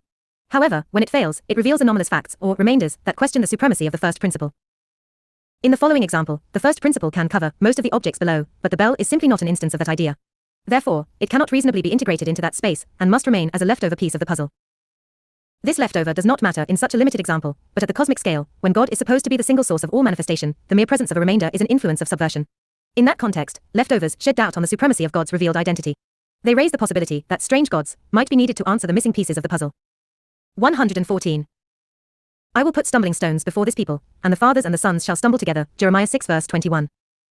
As shown above, the failed integration of a stumbling stone can flood the entire edifice of space with uncertainty. This event to ally leads to a period of confusion that forces a return to the drawing board. In that sense, the stumbling stone is an influence of subversion, doubt, and destruction, but also a potential cause of renewal. 1. The foundation stone is a principle that builds the house by successfully integrating matter into reasonable space, and the stumbling stone is a principle that floods the house by disintegrating that space with mysterious riddles. Thus, in biblical cosmology, change is caused by the failed integration of alien facts, which creates untenable inconsistencies. 1. These patterns can easily be found in the history of science. For example, a principle like phlogiston made sense of visible phenomenon until a closer look revealed pieces of the puzzle that did not support the theory. Such remainders are usually ignored at first, but are eventually used to bring down the entire edifice. 115. Chapter 36. Time as mixture and space as purity. He restrains the waters, and they dry out. Purity, he unleashes them, and they overturn the earth. Mixture. There are deep connections between the concepts of space and purity, as well as time and impurity. However, to fully appreciate these connections, it is necessary to distinguish between ancient and scientific concepts of change. These distinctions are needed because materialism has created a notion of change that includes any type of modification. Conversely, in non-materialistic cosmologies, there is a fundamental difference between transformation and formation. The first is synonymous with the ancient notion of change, while the second could easily be considered the opposite of change. As illustrated above, formation is a process by which an identity produces more of itself and less of the other by integrating matter. Like the growth of a tree, this process begins with a singular identity seed that expands into a coherent structure. This is not change in the ancient sense of transformation, a process that creates less of 116. Itself and more of the other. Simply stated, change means turning something into something else, whereas formation means producing a greater version of something. 1. Once these distinctions are understood, the connections between purity and spatial stability become obvious. In this context, remaining pure simply implies staying oneself by only integrating elements that correctly support the identity. Conversely, impurity implies incorporating elements that remain foreign to the communal identity. Naturally, the reiteration of this process leads to less of oneself and more of the other, which is the very definition of change in the sense of transformation. According to these definitions, the practice of purity is synonymous with influences of stability, or space, and the practice of impurity is synonymous with influences of change, or time. Thus, in the Bible, purity laws maintain the stability and familiarity of the homeland. Conversely, transgressing these laws unleashes a series of transformer tie-ins called flooding the land and going into exile. Thus, exile is not an arbitrary punishment from God in biblical cosmology. It is simply the logical consequence of transgressing the laws of space in favor of the laws of time. This usually translates into transgressing purity laws in favor of admixture at the human scale. 1. This is entirely a matter of perspective. One person's formation might be another person's transformation, depending on their respective identities.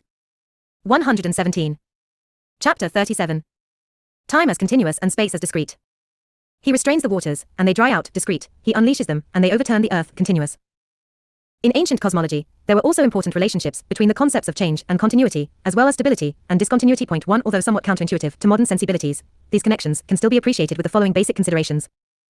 1. In order to transform one thing into another, it must pass through a series of intermediate states. 2. The more two things are different, the harder it will be to transform one thing into the other. Given these considerations, it is easier to understand that maximum instability is achieved by inserting infinitely many intermediate states between opposites, and maximum stability is achieved by removing all intermediate states. Let there be an expanse between the waters, and let it separate water from water. Let the waters under the heavens be gathered to one place, and let the dry land appear. Let the earth grow seeding herb, and a tree bearing fruit of its kind with its seed in it. 1. This is clear in Zeno's paradox, which considers change unreal because continuity is irrational. In general, the rivalry between Parmenides and Heraclitus is a philosophical equivalent of the space-time duality in ancient cosmology. 118. With wisdom, the Lord founded the earth, with understanding, he established the heavens, with his knowledge, the depths were split, and the skies dropped the dew. Proverbs 3 verse 19. Splitting waters is the process by which certainty replaces primitive confusion and instability. In this context, water symbolizes the continuous medium of change, and dry land symbolizes stability and discrete space. At the cosmic level, creating space involves separating the following opposites: above from below, east from west, and north from south. Moreover, these patterns are applied to all scales of reality, so that separating any two opposites may be considered an act of establishing space. This includes separating things such as milk from meat and linen from wool. On the other hand, confusing opposites and changing one opposite into another are acts of summoning time. Such actions are strictly forbidden in Mosaic law because they are interpreted as catalysts of instability and transformation that could eventually lead to exile and the flood. Do not crossbreed your cattle with diverse species. Do not sow your field with a mixture of seed. Do not wear clothing with a mixture of diverse fabrics. Leviticus 19 verse 19. The reason why certain forms of hybridization were forbidden in the Mosaic law is that they symbolized the return of ambiguity and confusion. For instance, crossbreeding is a process that creates more and more intermediate states between species. This transforms space into an increasingly continuous and unstable medium. Hence, mixing. 119. Different species were seen as a process of regression that returned creation to its primitive state of fluidity. In other words, hybridization was interpreted as a cause of the deluge within the spiritual worldview. In the ancient world, the appearance of hybrid monsters was interpreted as a warning sign that the stability of space was being threatened by the influences of time. Thus, in the book of Genesis, the deluge was preceded by the appearance of hybrid giants called Nephilim. These were born from the illicit unions of sons of gods and daughters of men. Moreover, according to many traditions, these giants were engaged in crossbreeding, which ultimately contributed to the flood at the cosmic scale. Point 2. According to this cosmology, stability is obtained at the expense of completeness, through the removal of ambiguous cases. This inevitably creates remainders, which come to symbolize the fluid medium of time. These ambiguous cases are exiled from familiar space in order to increase its consistency and stability, and they are returned to manifestation when summoning the flood. Point 3. 2. The symbolism of fallen angels and giants will be discussed in chapter 77. 3 ambiguous cases were either refined into spiritual principles or exiled to the margins of space. Refer to the diagram on the previous page. This is the meaning of the scapegoat ritual, Leviticus 16, in which the first goat was sent up on the altar for God, and the second goat was exiled to the wilderness for Azazel, the name of a fallen angel from the flood. 120. Chapter 38. The creator of space and time, revealed and concealed. He restrains the waters, and they dry out. Revealed, he unleashes them, and they overturn the earth. Concealed. The two diagrams below essentially sum up the metaphysics of biblical cosmology. The first describes God as the creator of heaven and earth, and the second describes God as the creator of time and space. According to the second pattern, God is the source of two very different influences. One is a positive expression of God's identity, and the other is a negative retraction, or concealment of God's identity. God's influence as creator of space is analogous to the pillar of a house, and God's influence as creator of time is analogous to the axle of a wheel. The first is firmly attached to a positive foundation, and the second is loosely attached to the empty hub of a wheel. One is the power that builds a consistent and stable reality, and the other is the mystery that subverts and overturns existing reality with inconsistency and confusion. 121. The influences of time and space also correspond to levels of divine revelation. The stage called dry land is founded on a direct revelation of God's identity. In this case, the intentions and expectations of God have been revealed from above and agreed upon below. This is the level of revelation that occurred on Mount Horeb, where a clear and stable covenant was established between heaven and earth. Conversely, the primitive stage called flooded land involves total concealment of God's identity. In this case, the intentions of the Creator remain hidden, and there is only an indirect form of knowledge. This is the level of revelation in the story of Esther, in which reality was loosely connected to a concealed God who secretly turned the wheel of fortune and ironically caused every flip and return. He restrains the waters, and they dry out. Rigor, he unleashes them, and they overturn the earth. Leniency. Another way to understand God, as the creator of space and time, is through the divine attributes of rigor and leniency. God creates space dry land, with strictness and rigor. These are necessary to build a world where language, or law, and fact, or practice, must always be in perfect agreement. On the other hand, flooded land is the ultimate result of God's kindness. It allows all things to subsist in the universe, including inconsistency, irrationality, and ambiguity. 122. As illustrated above, creating space implies consistency and stability at the cost of completeness, and creating time implies completeness and change at the cost of consistency. These creative powers are often symbolized by fire and water in ancient cosmology. Fire cuts through confusion with light and dries up the earth with heat. Water confuses heaven and earth into fog and mire. Although this imagery may appear strange to the mechanistic sensibilities of modern science, it was self-evident when spiritual meaning was the primary concern. 123. Chapter 39. Example, Nebuchadnezzar's dreams 3. A stone was cut without hands and smote the image at its feet, and it broke it to pieces. Nebuchadnezzar's dream, which was discussed in chapters 12 and 21, contains a clear example of the foundation stone and the stumbling stone, as introduced in this section. Disintegrating and reconstructing space, from Daniel 2. To the sages of Babylon, I have dreamed, and my spirit is troubled to know it. If you cannot reveal the dream and its meaning, you shall be cut into pieces, and your houses turned into dung heaps. Sages, no man on earth can declare the king's matter except the angels who dwell not with flesh. The secret was revealed to Daniel in a vision of the night. The God of heaven reveals the deep and secret things. He knows what is in the darkness, and the light dwells with him. An image stood before you. Its head was fine gold, its chest and arms were silver, its belly and thighs were brass, its legs were iron, and its feet were iron and clay. A stone was cut without hands and smote the image at its feet, and it broke it to pieces. The wind carried them away, and the stone became a great mountain which filled the whole earth. 124. In this scenario, the statue is destroyed and disintegrated by the power of a stone cut without hands. This refers to the stumbling stone, which is an irregular, uncut stone. It is a symbol of the influence of time as it overturns spatial reality. Moreover, after the statue has disintegrated, the same stone becomes a foundation stone from which a mountain grows and fills the earth. The fact that these opposite stones are seen as one and the same points to a metaphysical truth: God is the creator of both time and space. This paradoxical notion has tremendous implications in the cosmology of the Bible, as will be discovered in this commentary. 125. Chapter 40. Example, the cherubim of Ezekiel 3. As I looked at the living creatures, I saw a wheel on the ground beside each one. As mentioned in chapters 9 and 28, the visions of Ezekiel are not merely a description of things to come, but a rare glimpse into the processes of divine knowledge. In other words, the cherubim represent the patterns of metacognition through which the Creator is revealed to the prophet. The tetramorphic cherubs, from Ezekiel 1. From its center came the image of 4 living beings that looked like the image of Adam. Each one had 4 faces, and each had 4 wings, corners. They each had the faces of a human, a lion on the right, a bull on the left, and an eagle. Their appearance was like coals of fire burning like torches and flashing up and down among the creatures. There was a brightness to the fire, and out of the fire went forth lightning. The creatures were running and returning as the appearance of a flash of lightning. 126. Importantly, the creatures in this vision are not just any kind of cherub, but what could only be described as square cherubim. They have 4 corners, wings, and 4 faces, each facing a specific cardinal direction. Their squareness symbolizes the fact that these cherubs have been made into a proper space for divine revelation. As discussed in chapter 28, the cherubim are both the hosts of spiritual principles and the guardians of spiritual secrets. These roles simply correspond to the 2 stages of creation described in this section, dry land and flooded land, which are also levels of revelation. In this context, the confused or hybrid version of the cherub symbolizes the unanswered enigma, like the Egyptian Sphinx, while the square version represents the answered enigma, like Ezekiel's tetramorphs. The latter is a stable and definite space that hosts the divine answers to the mysteries of nature. 1. The wheels of the chariot, from Ezekiel 1.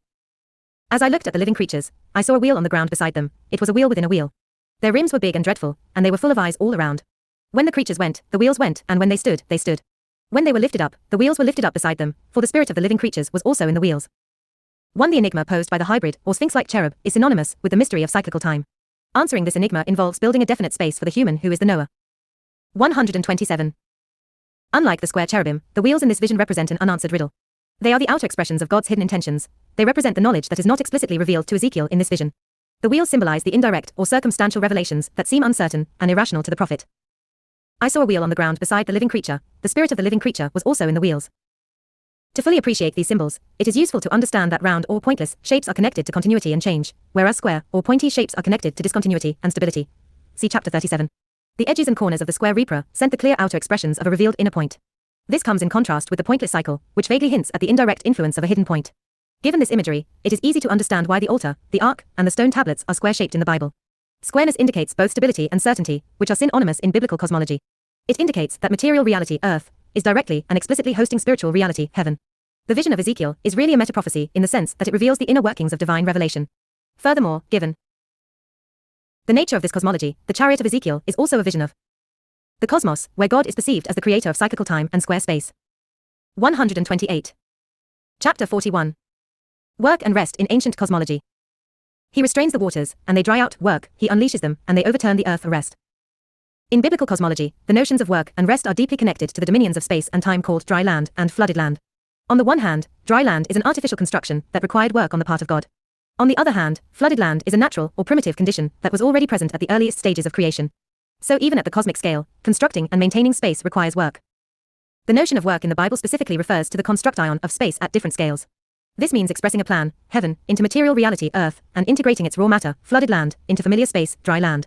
On the flip side, idleness and rest indirectly cause a return to more primitive stages of creation. This means gradually returning to flooded conditions on the cosmic scale, and to wilderness conditions on the human scale. In the latter case, the ways in the following image may be interpreted as wild vines, overflowing from nature onto dilapidated buildings. 129. Work, by wisdom, a house is built, by understanding, it is established, Proverbs 24 verse 3. Rest, by laziness, the rafters sink, by idleness, the house leaks. Ecclesiastes 10 verse 18. As illustrated below, artificially building a space necessitates the removal of unusable matter, which inevitably creates byproducts called remainders, or leftovers. Conversely, rest or idleness implies the gradual return of these wild elements into space, which brings back fluidity, instability, and pointless change. The subtle influence of time is what returns the cosmos to a more primitive or natural stage. Therefore, it is definitely a destructive power. However, it should also be interpreted as a force of recreation, capable of restoring the land when in need of renewal. At the cosmic scale, this return to primitive confusion is symbolized by a flooded world, which should be interpreted as a land in slumber. On the human scale, cyclical returns are symbolized by distraction, rest, recreation, sleep, and even death. 130. The construction of space through work is often symbolized by the expansion of artificial containers, houses or boxes, that explicitly host a central identity or plan. Conversely, the flood is a natural process. Of disintegration that overturns spatial reality by toppling the erect, curving the straight, and loosening the tightly bound. 131. Chapter 42. Symbols of space and time, tools and instruments. He restrains the waters, and they dry out, work tools, he unleashes them, and they overturn the earth, the musical instruments. As mentioned in chapter 34, the axes of space and time are symbolized by a pillar and an axle. However, these symbols only represent the passive aspects of the axes, which also have a dynamic role in creation. These active principles are often symbolized by work tools and musical instruments. Tools are ancient symbols of the spatial axis, as the principle of work. In this context, work refers to the process of building space, by correctly joining matter with meaning and purpose. The prototypical tool is a pointy or sharp implement. Its general function is to rectify material reality according to a specific purpose. Importantly, the shape of this tool is itself a microcosm of work in the broad sense of focusing power to distribute a point. That formula includes the process of building anything, even other tools for the construction of space. 132. This pattern also implies a hierarchy of tools that can be interpreted as a macro tool which encompasses all of technology. In the symbolism of technology, all tools represent the axis as the dynamic principle of space. That said, different tools have slightly different functions, leading to a wide range of symbolic meaning. For example, the two most fundamental tools are the pointy stake and the blunt mass, i.e., the nail and hammer, which are two aspects of a single interaction between point and mass. On the flip side, the horn or trumpet seems to be one of the oldest symbols of the cosmic axle. The main reason for this symbolism is that the horns of a beast are wild outgrowths that twist and turn as they grow. Also, a horn is made into a musical instrument by hollowing it out and removing its point, making it empty, pointless, and curved, which are the defining characteristics of cyclical time. Point 1. In general, all musical instruments symbolize the cosmic axle that makes the universe pointlessly turn and dance. They are implements of diversion and distraction, which lead to relaxation, rest, sleep, and even death. Moreover, like cyclical time itself, they are implements of recreation, renewal, reawakening, and even resurrection. 1. The horn can be made into a drinking horn, a trumpet, or an inkhorn, all of which represent the axle of time. 133. In the symbolism of music, different instruments will have slightly different meanings. For example, the harp is better suited for relaxation, rest, and sleep, whereas the trumpet is better suited for reawakening and resurrection. The dynamic powers of space and time can be symbolized by various implements, construction tools, weapons, measuring instruments, and musical instruments. Each represents a specific cosmic power. However, it is important to understand that these symbols should not merely be considered metaphors within the spiritual worldview, but actual manifestations of the axis of space and time on the human scale. 134. Chapter 43. Time as absurdity, and space as reason. Vanity of vanities, all is vanity. What profit has man in all his work under the sun? The implications of change as cyclical are counterintuitive to modern sensibilities. Therefore, it is not always easy to understand why time is associated with vanity and absurdity in biblical cosmology, and why space is associated with reason and rationality. As discussed in chapter 36, the archaic notion of change refers to transformation, which means to change one thing into something different. However, to fully appreciate the implications of this concept, this definition must be brought to its absolute limit. In this case, transformation does not just mean changing something into something else, but more completely, changing something into its opposite. The latter includes all the implications of change in ancient cosmology. It also shows why time is inherently cyclical in that context. Vanity of vanities, the whole is vanity. One generation passes and another generation comes, whatever has been shall be and whatever was done shall be redone. From Ecclesiastes 1. As illustrated on the next page, cyclical time is a negative force of transformation, which means it inverts or negates everything and transforms it into its opposite. Negation is precisely what creates the cyclical pattern when reiterated upon itself, because the inversion of an inversion implies a return to initial conditions, -1 is equal to +1. 135. As illustrated below, the negative nature of change is the metaphysical reason why time is both an influence of death and rebirth. Let there be an expanse between the waters, and let it separate water from water. Let the earth grow seeding herb, and a tree producing fruit, with its seed in it according to its kind. On the other hand, the spatial axis, or cosmic tree, is based on a completely different pattern of manifestation. It is founded on a single principle that expresses itself with reason and purpose by producing fruit, with its seed in it according to its kind. Among other things, this means that all the implications, the fruits, of the tree are consistent expressions of its first principle, the seed. In other words, space is a pattern that never contradicts, or returns on itself. It is a positive process in the mathematical sense of addition, or accumulation, because it always produces more of itself. Space is based on reason and purpose, which implies consistency and therefore productivity. Time is based on absurdity, because it expresses a self-contradiction, which ultimately produces nothing. The destructive and recreative pattern of time implies futility, irony, and vanity, because it annuls itself or swallows itself at every turn. It is a self-negating pattern of manifestation, which naturally expresses pointlessness or nothingness. It does so by periodically contradicting what it has created, destroying what it has built, and freeing what it has bound. Ultimately, there is no reason for any of these processes. 136. There is a season and a time for every matter under heaven. A time to be born and a time to die. A time to kill and a time to heal. A time to destroy and a time to rebuild. From Ecclesiastes 3. The pattern of time expresses itself like a circular argument. Summer derives from spring, which derives from winter, which derives from fall, which derives from summer. In other words, cyclical time is pointless change, or futile change, because it never really amounts to anything. Therefore, life under the dominion of time is summed up as vanity, and naught plus 1 minus 1 is equal to 0.1 in biblical cosmology. The patterns of space and time are mediators of knowledge that are synonymous with reason and absurdity. The consistent pattern of space always produces, according to its kind, and the absurd pattern of time always ends up, turning against itself, in a counterproductive manner. One is the principle of work and productivity, and the other is the principle of rest and recreation. In practice, following the artificial law of space leads to accumulation and stability, whereas following the natural law of time leads to waste and instability. But also recreation and renewal. Point 2. 1. The number 0 is a complete symbol of time. It expresses the concept of naught and restarts the digital cycle. In general, the digits 0 and 1 perfectly express the principles of time and space as pictured here. Similarly, the mathematical signs plus or minus perfectly symbolize space and time when fully understood. 2. Even in modern mathematics, cycles and trees are often defined as opposite data structures. A tree has no loops and a cycle has no branches. So, the association of space with a tree is not a metaphor. Like modern mathematicians, the ancients were more than capable of seeing abstract patterns in reality. 137. Chapter 44. Time as irrationality, and space as rationality. That which is crooked cannot be rectified, and that which is wanting cannot be numbered. Ecclesiastes 1 verse 15. The purpose of this chapter is to show the connections between rationality, straightness, efficiency, and space as well as irrationality, crookedness, wastefulness, and time. To illustrate these connections, the notion of traveling will serve as a basic example of work. It is a process that expresses a point, the destination point, with a series of practical steps. In the diagram above, two paths lead from the same starting point to the same destination point. However, the path on the right is straight and direct, while the path on the left is crooked and indirect. On the one hand, the entire trajectory of the straight path was solely determined by the destination and the positive support of stepping stones along the way. On the other hand, the crooked path was negatively influenced by obstacle stones that lengthened the journey. Comparing the lengths of these trajectories demonstrates how the crooked path is necessarily longer than the straight one. The extra length proves that part of the crooked path was wasted away and 138. Distracted away from the first intention of the journey. In other words, the crooked path is not entirely the expression of reason and work, at least not with regard to the intent of the journey. So the crooked path really contains two very different components. 1. A part that expresses a positive principle and is characterized by reason and efficiency, and 2. A part that expresses a negative principle and is characterized by wastefulness and pointlessness. The diagram below illustrates why cyclical, rather than crooked, should be considered the opposite of straight. Straightness, or directness, implies total efficiency, meaning the entire trajectory was determined solely by the destination. In this case, every part of the path is reasonable, and every effort counts as work toward the goal. On the opposite end, a fully cyclical trajectory ends up exactly where it started. It turns completely around a negative obstacle, which results in absolute waste, vanity, and pointlessness overall. Point 1. 1 in the Bible, being solely determined by an alien cause in this manner, is also referred to as serving strange gods in exile, or turning after other gods. 139. In parallel with the process of traveling, the acts of counting and measuring are also basic examples of work. They are both processes that impose meaning, reason, and definition upon the natural world, by integrating raw quantity into discrete and rational patterns. In the narrative of creation, the meaning of the numbers 6 and 7 comes from the parallels between working and counting. The number 7 symbolizes the inability to correctly measure the cycle with its radius, which yields a measurement of 6 and a little bit more. This rest demonstrates that cyclical continuity can never be subsumed by the square patterns of reason and space, because there is always a remainder. In other words, the complete cycle is an unanswerable riddle. Point 2. The number 7 represents the natural law of the cycle, and the seventh part of that cycle symbolizes the irrational period when the end transforms into a new beginning. It is the strange moment when the cycle finally swallows itself in the confusion of first and last. This type of inversion is forbidden by the hierarchical law of space during periods of work and productivity. However, during the critical seventh period, space loses its grip on reality as it returns to more primitive cyclical conditions. In the Bible, this returning to irrationality is often symbolized as flooding on the cosmic scale and as carnivals, Sabbaths, and jubilees on the human scale.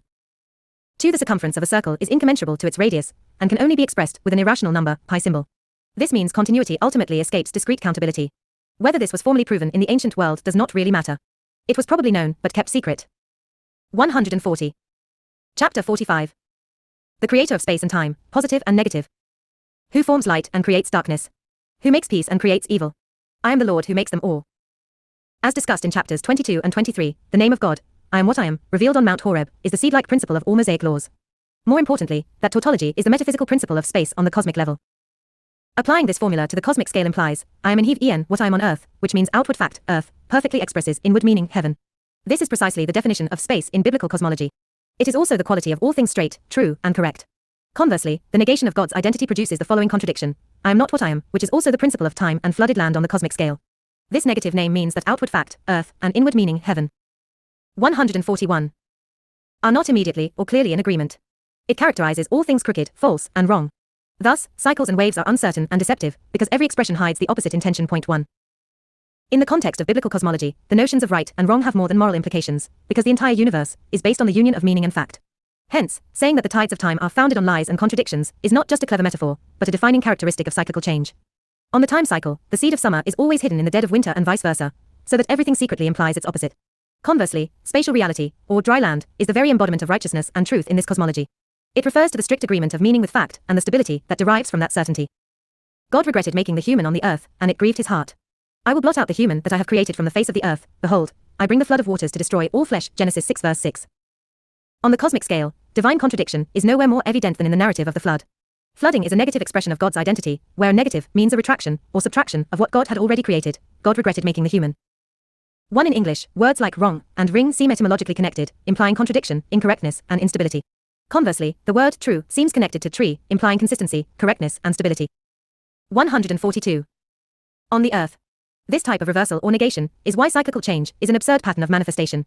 This strange power overturns and contradicts what has already been established. Why did God create the world if only to destroy it? Shockingly, flooding expresses contradiction on the part of God, especially when God is understood as omniscient. Point 2. In the context of biblical cosmology, there is always the option of blaming these contradictions on humanity's free will and the errors it creates when mediating between heaven and earth. Although this provides a way around the contradiction locally, there is no easy way to solve this paradox on the cosmic level. Ultimately, God created all things, including Adam's mediation and the implications of free will. Who forms light and creates darkness? Who makes peace and creates evil? I am the Lord who makes them all. Isaiah 45 verse 7. As quoted above, God is credited with creating both good and bad. Of course, it could be argued that the first was created directly, while the second was only created indirectly, as a byproduct or remainder. Nevertheless, negative or false events are often considered helpful and even necessary in the Bible, and it is often the case that two wrongs make a right. These cyclical patterns, or double negatives, are especially important when the second wrong is an ironic cause of renewal and resurrection. Point 3. 2. At this point, anyone doubting the possibility that God can be deceitful and contradictory can refer to Abraham's test in Genesis 22, or to 1 Kings 22 verse 22, where God sends forth his deceitful spirit to fool the false prophets. 3. This is clear in the story of Tamar, see Genesis 38, and even clearer in the book of Esther. In the latter account, the rules of the game are finally summed up as, it was turned into its opposite, Esther 9 verse 1. This perfectly describes the contradictions of the time cycle as benevolent, when a temporary evil is ironically reverted into a greater good. 143. Chapter 46. Example, wisdom versus folly. The heart of the wise is on his right, and the heart of the fool is on his left, Ecclesiastes 10 verse 2. The concepts of wisdom and folly are important symbols of space and time in the cosmology of the Bible. These notions are mostly described in Proverbs and Ecclesiastes, where the mysteries of cyclical time are often embodied by the archetype of the fool. I realized that wisdom is better than folly, as light is better than darkness, Ecclesiastes 2 verse 13. In the Bible, wisdom is the name given to the revealed principle of creation, the first point of creation. Through its partnership with understanding, it is responsible for things like founding the earth and building the house. So, wisdom is essentially the principle of work in the cosmos, which refers to building stable and reasonable space. On the other hand, folly is founded on nothing, and is also the source of absurdity and vanity. 144. The fool says in his heart, God is naught, Psalms 14 verse 1. The fool folds his arms together and eats his own flesh, ECCL 4:5. The shocking image of self-cannibalism described in the verse above depicts the fool as an indolent, non-productive individual who would rather eat his own flesh than do actual work. Of course, this is merely a translation of the cyclical patterns of time when applied to human activity.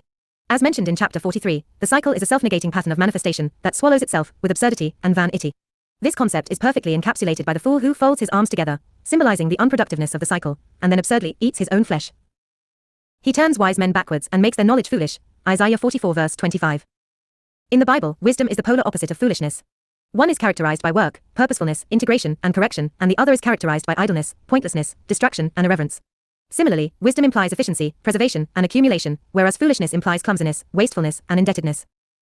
By wisdom, a house is built; by understanding, it is established. By laziness, the rafters sink; by idleness, the house leaks. 145. It is important to understand that foolishness is also the cause of renewal and recreation in the universe. Therefore, the same negative influence that causes the flood at the cosmic scale is also the source of foolishness and silliness at the human scale. This usually comes in the form of pointless games and entertainment. In this capacity, the fool is the jester or clown who distracts from work, questions authority, and loosens what is tightly bound. The words of the wise are gracious, but the lips of the fool swallow themselves, Ecclesiastes 10 verse 12. As a manifestation of cyclical change, the impetus of the fool is trickery and deceit. However, it is important to realize that notions of truth and falsity have a wide range of implications for humanity.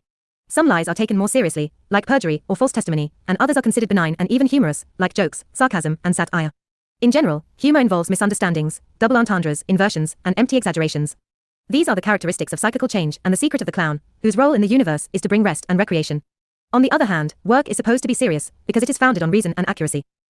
As depicted above, the circus fool is an archetype of time, and the pointy tool is an archetype of spatial power. On the one hand, clowns and jesters are microcosms of the axle of cyclical change by 146. Their absurd powers of inversion and restoration. On the other hand, measuring instruments and tools are microcosms of the spatial axis by their powers of integration and construction. Naturally, the most overt symbols of the time cycle and the flood have been preserved in the circus and the carnival. These include the acts of juggling, swallowing flaming swords, taming wild animals for distraction, and exhibiting gigantism. Clowns also represent time. They oscillate between sadness and happiness, showing that one aspect secretly hides its opposite. These fools spend most of their time fooling others, but always end up fooling themselves in the grand finale. In general, they are joyful manifestations of a wandering perspective. Accordingly, their red noses and disheveled appearances are meant to symbolize drunken homeless wanderers. 1. They are completely under the influence of time, because they have lost or abandoned the stability of space, the house built by wisdom, and the advantages of work and accumulation. In general, all forms of entertainment are cyclical influences to various degrees: distraction, rest, and recreation. This includes theater and acting, which are entirely founded on lies and deceit. Moreover, it also includes music as a flowing influence that makes the universe pointlessly turn, and dance. 2. Finally, all types of games, and especially games of chance and gambling, are symbols of the cycle and its powers of irrational transformation. 1. Intoxication is an important representation of the influences of time and flooding at the human scale. This symbolism will be fully examined in Chapter 80. 2. The subversive and recreative influence of music is nowhere more evident than in modern rock and roll, a strange undercurrent of change, which is often expressed through a dark imagery of self-destruction and death. 147. Chapter 47. Example, Mount Gerizim and Mount Ebal. I call heaven and earth to witness against you today. I put before you life and death, blessing and curse. Mount Ebal and Gerizim, located at the center of the land of Canaan, are particularly clear examples of the axis of time and space as discussed in this section. These mountains are made into opposite pillars of space in the following narrative. One is positive and blessed, and the other is negative and cursed. The two pillars of space, from Deuteronomy 27. Behold, I set before you this day a blessing and a curse, the blessing if you heed the commandments of the Lord your God, and the curse if you heed them not and turn after other gods, which you do not know. When the Lord your God brings you to possess the land, you will put the blessing on Mount Gerizim and the curse on Mount Ebal. 148. On one side, Mount Gerizim is the spatial pillar that upholds the laws of stability and reason in the land of Israel. On the other side, Mount Ebal is the axle of time, which is the principle of instability and exile from the homeland. At this point, the reader should consult the narrative of the blessing and the curse in Deuteronomy chapters 27 to 30. While doing so, pay close attention to the consequences of transgressing these laws and their relationship to the patterns of time and space. You shall set up these stones on Mount Ebal, and write upon them all the words of this law very clearly. Deuteronomy 27 verse 4. It is important to understand that the purpose of this ritual was to negate the natural symbolism of Mount Ebal, the axle of pointless change, while affirming the natural symbolism of Mount Gerizim, the pillar of productivity and stability. In this manner, both mountains were made into pillars of stability by expressing the law of space in positive and negative terms.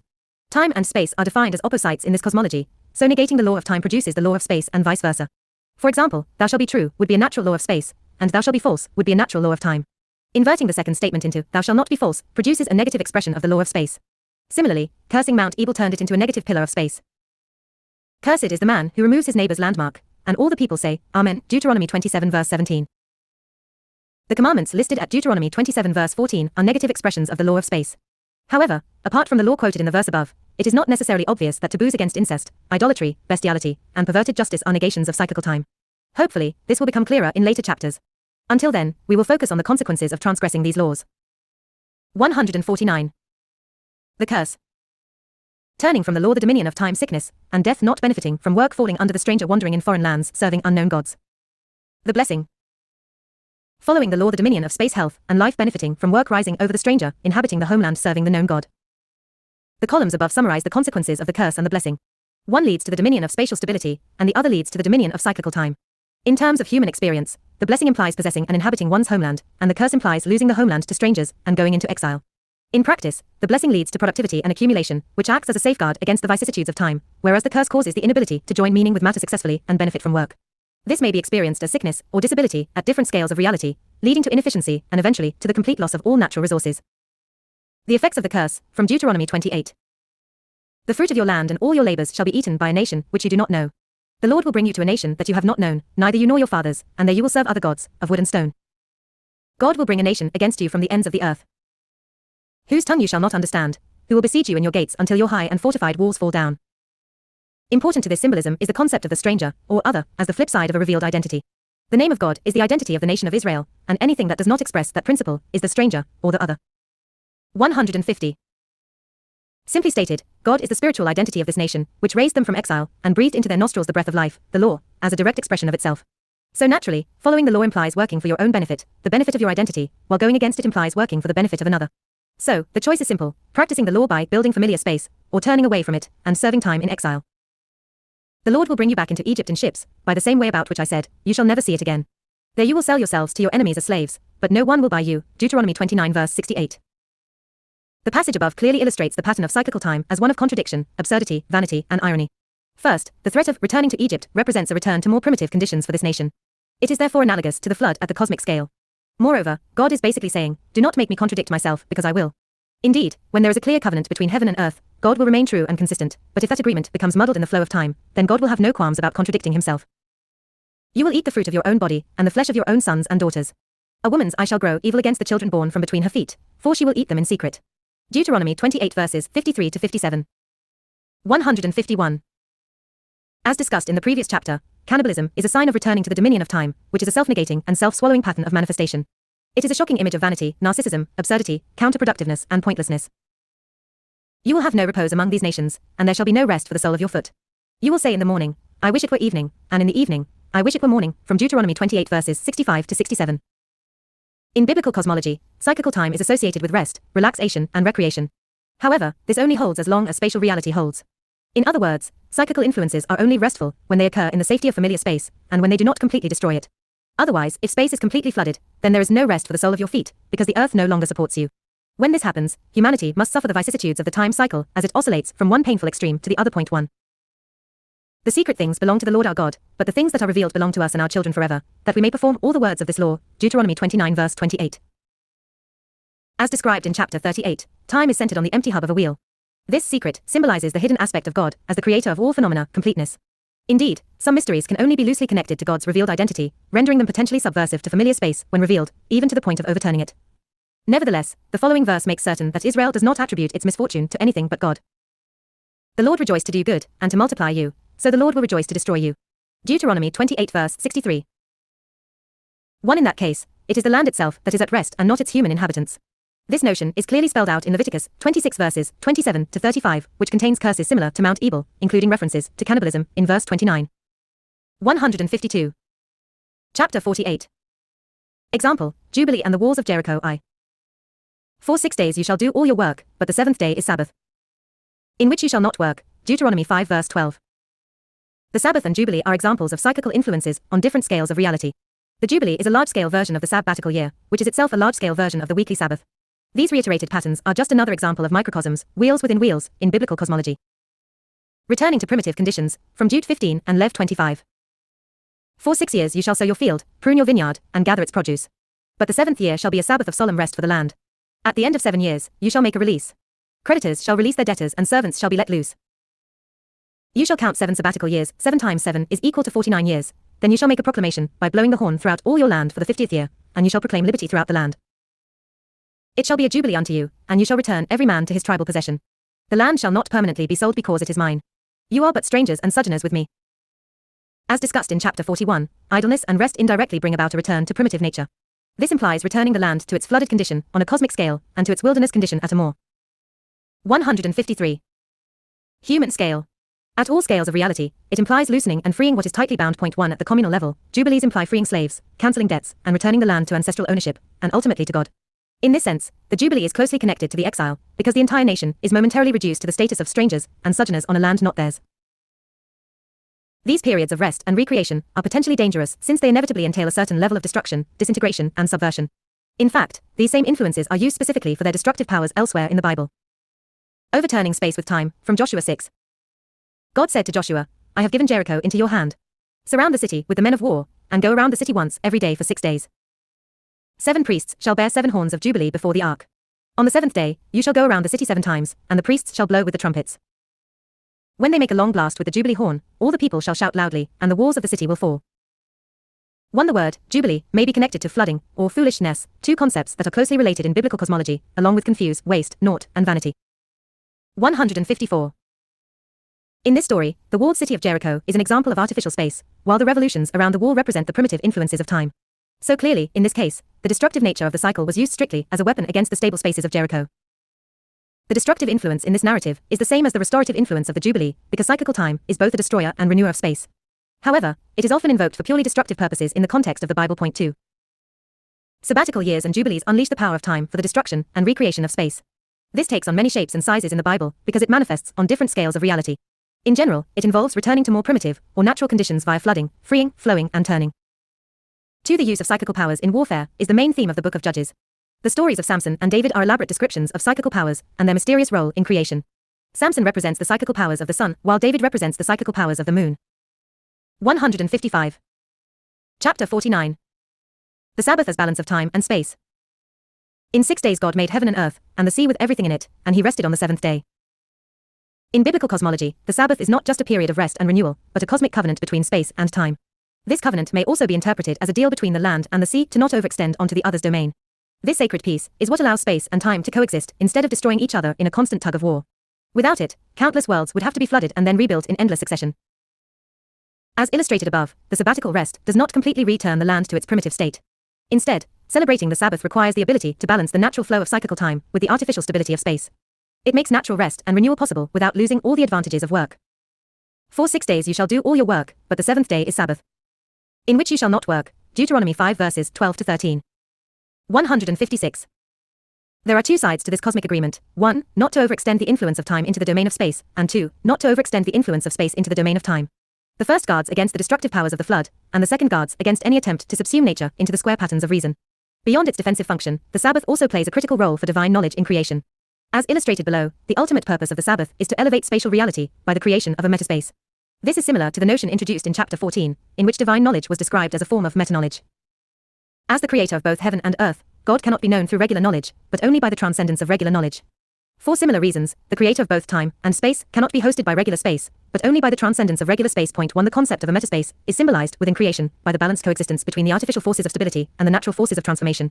By making peace between space and time in this manner, the Sabbath hosts the creator of all things within creation itself. 1. Even though they are similar, the pillars of the metaspace should not be confused with the negative and positive pillars of regular space from chapter 47. 157. In general, the purpose of the sabbatical rest is the renewal of space. However, in the context of divine knowledge, this renewal also elevates regular space into a higher and more inclusive version of space. This sacred space can host the singular principle of time and space, cyclical and straight, foreign and familiar, irrational and rational, hidden and revealed, etc. 158. Chapter 50. Symbols of space and time, the pinnacle stone. The stone rejected by the builders has become the pinnacle stone, Psalm of David 118:22. The duality of the foundation stone and the stumbling stone, discussed in chapter 35, will ultimately resolve itself in the symbolism of the pinnacle stone. This symbolism is directly related to the idea of building a metaspace, as mentioned in the previous chapter. According to the imagery of chapter 35, everything connected to the foundation stone is part of regular space, while anything left over is potentially a stumbling stone. Hence, whenever a space reaches the limits of reasonable integration, there is an inevitable encounter with the stone rejected by the builders. Undoubtedly, this stone would produce inconsistencies if it were incorporated into the structure of regular space. 159. When this happens on a cosmic scale, the builders of space are left in a state of wonder and bewilderment. This stage of knowledge may be symbolized by a crown and a tail, as shown in the following example.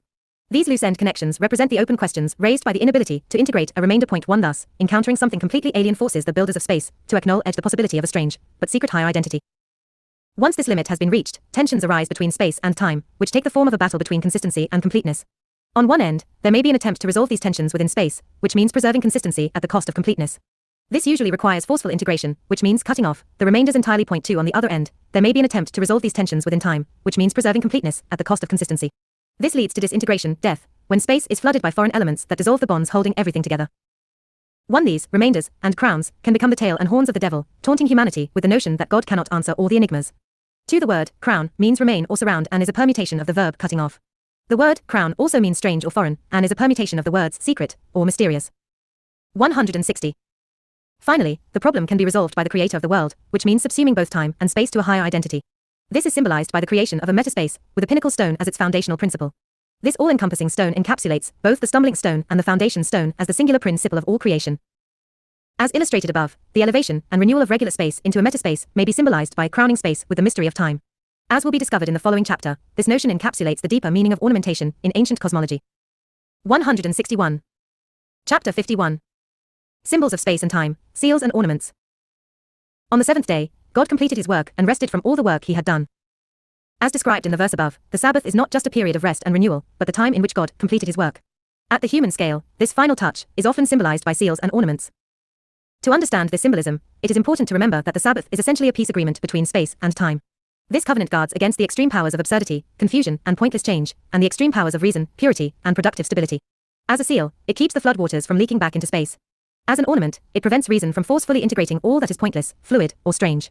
Like all symbols in biblical cosmology, these concepts may be discovered at different scales of reality. For instance, the Sabbath is a peace agreement between the land and the sea on the cosmic scale. 162. And between civilization and wilderness on a more human scale. The latter is often symbolized by a wall that protects from the wilderness on the inside, but is covered with vines on the outside. In accordance with these patterns, ancient traditional crafts, such as carpentry and masonry, always included ornamentation as a final touch to any construction. These usually consisted of loops and twists, which often resembled wild vines reminiscent of flowing waters. Thus, at different scales of reality, ornamentation symbolizes the preservation of primitive nature at the margins of artificial space. Adding this final touch of vanity to complete any created work is a way to acknowledge the limits of reason and stability. Point 1. Beyond the symbolism of the Sabbath, some ornaments include expressions of vanity, irrationality, pointlessness, and even death. In general, all festivals marking the end of productive work are related to ornamentation in a broader sense. Thus, when the work is finished, another kind of reality comes into play: pointless distractions, merrymaking, entertainment, games of chance, etc. Like the Sabbath, the purpose of these strange activities is to partake in cyclical renewal without completely overturning productive and familiar space. The perfect balance of space and time is often symbolized by a periphery that ironically seals itself off. For example, a modern-day incarnation of this idea can be found in the concept of the vaccine, which seals off disease through contact with manageable versions of that disease. Thus, in many ways, Sabbaths and Jubilees may be considered ancient forms of vaccines that sealed off the powers of pointless change, exile, flooding, and death through contact with manageable versions of these influences. Point 2. One ornamentation often renders objects less permanent because it attaches them to certain periods which fade out of style. Thus, ornamental beauty is usually fickle and may easily transform into tackiness and gaudiness. 2. In traditional architecture, grotesques and chimera were hybrid monsters that, ironically, guarded familiar space against greater monsters. Thus, gargoyles also acted as gutters to channel the floodwaters away from buildings. Similarly, in the margins of ancient books, images of hybrids, dragons, inversions, and scatological humor could often be found surrounding the main box of the written word. 163. In general, the covenant between space and time acts as a mediator or margin that safeguards the metaspace against the excesses of either side. This notion could be symbolized by the following patterns: the strange saving the familiar, the impure saving the pure, the wild saving the tamed, the crooked saving the straight, the irrational saving the rational, and vice versa. Point 3. As will be demonstrated in the following section, this type of imagery is extremely important in the Bible. It expresses the possibility of knowing the creator of all things within creation itself. 3. The sheepdog is another example of the wild protecting the tamed. These dogs are manageable versions of wolves used to guard sheep against feral wolves. 164. Chapter 52. Example, Nebuchadnezzar's dreams 4. Whoever does not worship the image will be cast into a fiery furnace. What God shall deliver you? In Nebuchadnezzar's dream from Daniel chapter 2, the king's empire was symbolized by a golden head on a body that eventually succumbs to foreign influences. Therefore, in Daniel chapter 3, Nebuchadnezzar attempts to prevent this catastrophic outcome by erecting a statue made entirely of gold, from head to toe, and by forcing all people to bow before it in submission. Nebuchadnezzar's response to the dream, from Daniel 3. Nebuchadnezzar erected an image of gold with a height of 60 cubits and a breadth of 6 cubits. Peoples, nations, and languages, at the sound of horns and all manner of music, you must fall and worship the image. Whoever refuses will be cast into a fiery furnace. What God shall deliver you? Daniel's 3 companions refused to bow before the image, so the king commanded to heat the furnace 7 times more, and they were bound and cast into its flames. Nebuchadnezzar was amazed and said, Did we not cast 3 men into the fire? Behold, I see 4 men walking safely, and the 4th resembles a son of God's. Therefore I make a decree. Every people, nation, and language that speaks against their God shall be cut in pieces and their houses turned into dung heaps, because no other God can save like this. 165. In this story, the statue erected by the king is a physical representation of the image in his dream. However, in defiance of the dream and to prevent the degradation it predicts, Nebuchadnezzar made the statue entirely of gold so that all parts would conform to the head. Nebuchadnezzar erected an image of gold with a height of 60 cubits and a breadth of 6 cubits. It is easy to interpret the measurements of this statue with the indications provided in chapter 44. In this context, the number 6 is related to work, measurement, and rationality. It also points to the 6 directions of space and the sides of a cube. This comes in contrast with the number 7, which refers to cyclical rest and irrationality. At the sound of music, you must worship the image. Whoever refuses will be cast into a fiery furnace. As mentioned in chapters 42 and 48, music is a representation of time on the human scale. Hence, this is an attempt to forcefully resist the flow of change. In other words, when change in music is afoot, everyone must continue to conform to that space statue. The consequence of refusing is to be cut off by the fires of extreme integration. On the whole, this is an attempt to subsume time into space. Daniel's companions refused to bow before the image, so the furnace was heated 7 times more. In this scenario, Daniel's companions represent strangers, as well as remainders, to Nebuchadnezzar's empire. As mentioned in chapter 36, that which is inherently alien or foreign constitutes an impurity or inconsistency. Therefore, failing to incorporate them undermines the integrity of space and makes them an influence of disintegration and transformation. Again, the stranger is a representation of time on the human scale, as long as time is understood as referring to the cause of transformative change. 166. The king commanded to heat the furnace 7 times more, and they were bound and cast into its flames. The order to heat the furnace 7 times more refers to subsuming the irrationality of time into the rational patterns of space. This is ultimately impossible because there is always a remainder. Behold, I see 4 loose men walking safely in the furnace, and the 4th resembles a son of God's. As shown in the image below, the inability to forcefully integrate these societal remainders created a metaspace capable of hosting the highest of spiritual principles. This principle is described as an angel of God, or son of gods, in the midst of Daniel's 3 companions. What God shall deliver you? No other God can save like this. Whoever speaks against their God shall be cut in pieces, and their houses turned into dung heaps. In the end, the realization that space can never fully integrate time created a higher space, that revealed the creator of both time and regular space. Therefore, the statement quoted above is not just a threat, but the realization that whoever does not recognize this truth will eventually be overturned and disintegrated by the mystery of time. Part 5. Time and Space. On the Human Scale. 168. Chapter 53. Humanity and the Garden of Eden. God planted a garden eastward, in Eden, and there he put the human he had formed. The Garden of Eden is meant to be interpreted as a miniature representation of the cosmos, the microcosm. In this analogy, the tree of life is a miniature version of the spatial pillar, and the serpent is a miniature version of the time cycle. For humanity, the ultimate purpose of the garden is to receive the full knowledge of God within creation. Therefore, it reflects the principles of creation on the human scale so that serpents and trees become cosmic words that embody metaphysical truth. Cosmic prototypes. Universe, heaven, earth, space-time. Garden varieties. Garden, male, female, tree, snake. 169. In ancient cosmology, the cosmic pillar is often symbolized by an enormous tree or mountain, and the waves of the ocean are often associated with a colossal sea serpent. Moreover, the time cycle itself is depicted as a surrounding snake eating its own tail, a self-negating and self-renewing influence. A river went out of Eden to water the garden, and from there it was parted and became 4 heads. As a microcosm of creation, the Garden of Eden embodies the balance between the cyclical currents of time and the squareness of space. In general, the notion of a garden embodies the concept of balancing natural change and artificial stability. In the diagram above, this harmony is symbolized by separating a river into 4 branches, cardinal directions, by a snake coiled around a tree, or by wild vines intertwined with a trellis or fence. God took the human and placed him in the Garden of Eden to work it and preserve it. As illustrated on the following page, Adam's job in the garden is to maintaining this equilibrium by working and preserving it. Failing to do so would unleash a cosmic struggle between the formative and transformative forces of the universe. Whenever this happens, the flood waters begin to confuse, disintegrate, and overturn the land, and the spatial axis pushes back with extreme forces of reason, integration, and stability. At the human scale, this battle usually translates as a war between primitive laws of nature and artificial laws of civilization. 170. In the context of the Garden of Eden, no such struggle existed because God had bestowed upon humanity the perfect equilibrium of time and space. Therefore, to maintain this delicate balance, Adam was only required to work and preserve the garden. A small amount of work would counterbalance the irrational excesses of nature, and a minimum of preservation would counterbalance the rational extremes of civilization. Maintaining this equilibrium in the garden provided Adam with the knowledge of God as creator of heaven, earth, space, and time. 171. Chapter 54. Adam as microcosm, the blood and the bones. A mist went up from the earth and watered, time, the whole surface of the land. God formed from space, the human from the dust of the ground, earth, and blew into its nostrils the wind of life, heaven. In chapter 15, Adam was described as a microcosm of creation, which means his breath and flesh are miniature representations of heaven and earth. In a similar analogy, the blood and the bones of the human body may be interpreted as microcosms of time and space.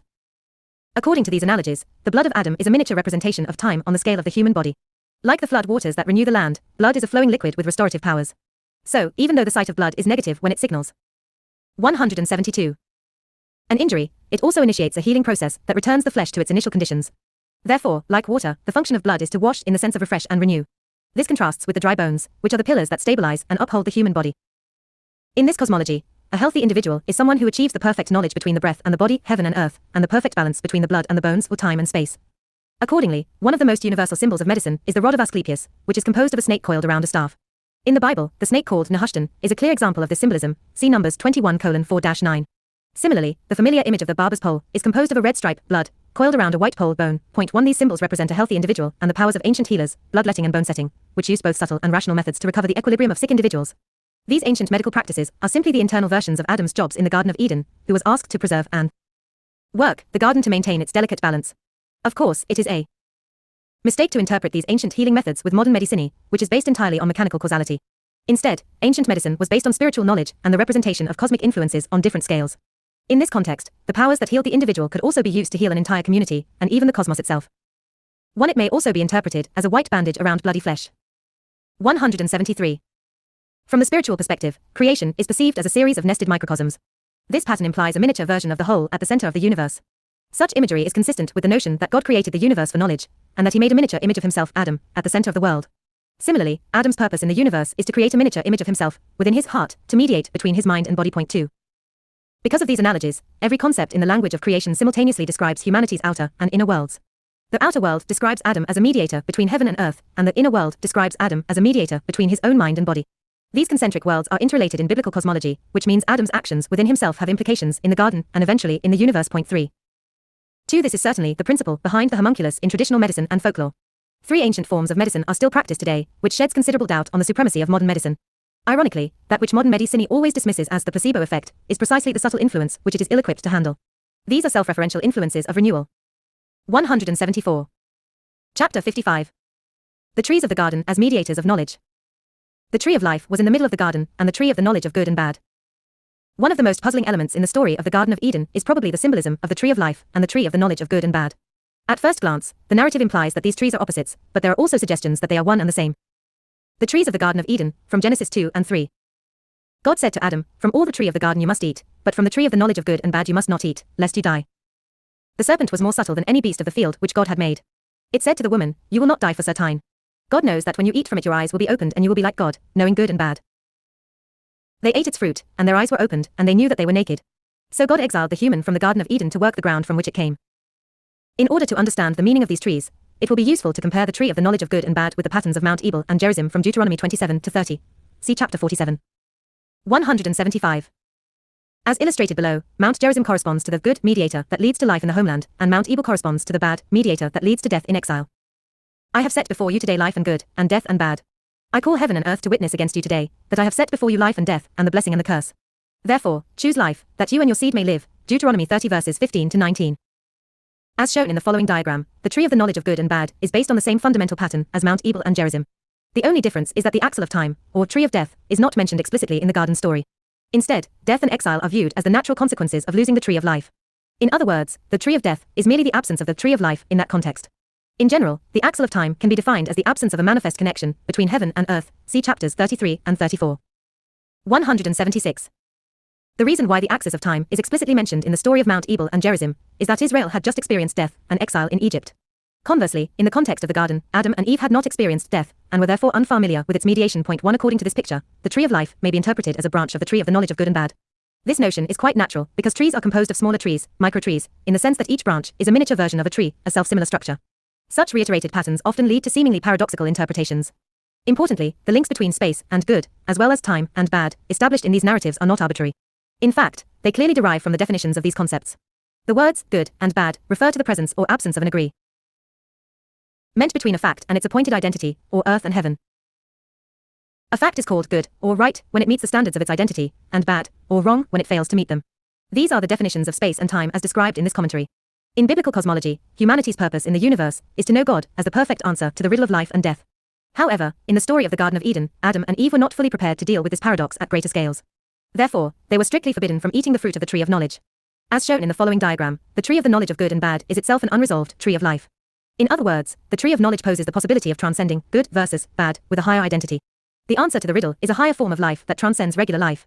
In this case, the tree must no longer be referred to as the tree of the knowledge of good and bad because the bad has been transmuted into a higher good.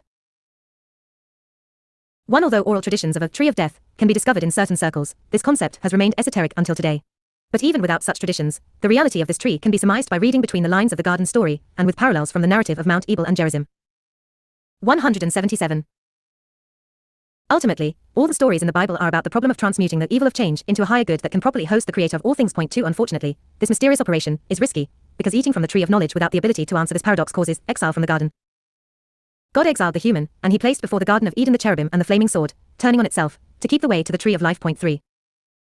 As a result of these self-similar patterns, the symbolism of the trees in the garden may be interpreted in a variety of ways.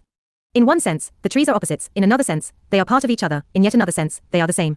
It all depends on one's ability to answer the paradox of life and death. 2. The stories of King David and Job provide clear examples of transforming the evil of cyclical change into a strange good. 3. The flaming sword turning on itself describes how extreme space ultimately succumbs to cyclical time. This pattern is related to the symbolism of the sun, and can be found in the stories of Cain, Samson, and Saul. See chapter 73.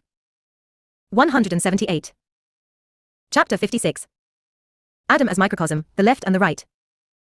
God took the human and placed him in the Garden of Eden to work it right and preserve it left. There is another important analogy, by which Adam is a microcosm of creation. It derives from the human tendency to privilege the right hand over the left hand in the performance of tasks. The result of this tendency is a marked difference between the left and the right hands in the performance of tasks for most humans. The right hand is usually capable of performing work with efficiency and precision, while the left hand struggles with accuracy. One hand is relatively true and productive, while the other is clumsy and usually good for a laugh. As illustrated above, Adam's left and right hands are miniature versions of the axes of time and space. More precisely, the flesh of the right hand correctly expresses the intentions of the mind, and the flesh of the left hand incorrectly expresses them. In other words, heaven and earth strongly agree on one hand and vaguely agree, or even disagree, on the other. 179. Since Adam is a cosmic mediator between heaven and earth, his inner and outer worlds are interconnected in the following manner. When performing a task in the world, Adam's ability to coordinate heavenly plans and earthly materials derives from his inner ability to coordinate his own mind and body. Hence, using the left hand to perform tasks will produce a shoddy and unstable result in the outer world, while using the right hand will produce a true and stable result. In general, Adam's outer mediation between heaven and earth will reflect his inner mediation between mind and flesh. This is an important notion within the spiritual worldview, because it establishes a natural causality between the macrocosm and the microcosm. As illustrated in the following diagram, the analogies between inner and outer worlds are also reflected at the communal level. When the normality of right-handedness is enforced within society, whoever fails to follow this rule will then be left-handed. In that case, the left-handedness of individuals is a sign of their loose connection to the rules of that society. As a result, left-handed people become symbols of 180. The axle of time for that community, making this subgroup analogous to Adam's left hand on a greater scale. 1 In practice, this could manifest itself as left-handed individuals with a tendency towards marginal, anti-establishment, recreational, and even revolutionary personalities, possibly becoming clowns, musicians, actors, spies, turncoats, etc. When dealing with different scales of analogies in this manner, it is often difficult to distinguish between simple correspondences and actual causality. This coincidence is often the difference between true symbolism and the kind that arbitrarily assigns meaning to objects. 1. The political left and right are clearly manifestations of time and space at the communal level. Even though some characteristics of the left and right have evolved over time, they are still basically mediators of change and completeness on one side, and of stability and consistency on the other. 181. Chapter 57. The definition of sin. From the tree of the knowledge of good and bad you must not eat lest you die. The notion of sin can be defined from first principles in biblical cosmology, because it is a fundamental concept. Simply stated, sin is the incorrect union of heaven and earth. However, like all words in the language of creation, this can be interpreted on many scales. As illustrated above, it is especially useful to distinguish two levels of sin in relation to Adam's external and internal mediation. In the macrocosm, sin is a failure to mediate between heaven and earth correctly. It implies incorrectly supporting spirit with facts and informing matter with meaning. In the microcosm, sin is a failure to mediate between one's own mind and body. In both cases, sin is the inability to correctly raise matter and lower meaning for their union. 182. External sin includes cosmic errors, such as improper offerings to God and failing to support God's breath below, i.e. inappropriately hosting angels. On the flip side, it also involves incorrectly naming animals, as well as eating unsuitable food, see chapter 17. One type of sin is the result of Adam's failure to mediate with heaven, and the other is a failure to mediate with the earth. These are irrevocably linked in a cosmology based on knowledge, which means one type of sin always implies the other. In the narrative of the Garden of Eden, the original sin involves disobeying a divine law, failing to support heaven's breath, which led to eating unsuitable food, failing to integrate earth's matter. Moreover, it is both a case of incorrectly eating food and incorrectly naming an animal, two actions that are closely related in this cosmology. Thus, Adam was incapable of answering the paradox of the snake naming that animal, and was then unable to properly ingest the forbidden fruits, integrating food, as recommended by the snake. Similarly, but on a smaller scale, internal sin is Adam's failure to properly connect his own mind and body and to reach an agreement between his spiritual and animal components. In other words, sin means inadequately hosting one's identity within one's flesh. At the individual level, internal sin means doing something that goes against personal convictions. Similarly, at the communal level, it involves the members of a group going against the laws of their leader. As discussed in the previous chapter, external sin is usually the result of internal sin and vice versa.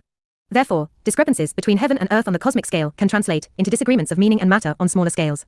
This includes discrepancies between law and practice, leader and population, male and female, mind and body, etc. In general, since Adam is a mediator between heaven and earth, his sins will have repercussions at all levels of reality. 183. Chapter 58. Eating forbidden fruit. From the tree of the knowledge of good and bad you must not eat lest you die. According to the story of the Garden of Eden, the original sin committed by humanity was to eat bad food. However, it is important to remember that the concept of eating is meant to be interpreted at many different scales within the spiritual worldview. In general, eating is a form of knowledge that involves the integration of matter by a head into its body. At the individual and communal scales, Adam is not capable of eating everything because some substances are inherently bad for human consumption. Thus, attempting to incorporate foreign or toxic substances was the nature of the first sin in the Garden of Eden. See the diagram on the next page.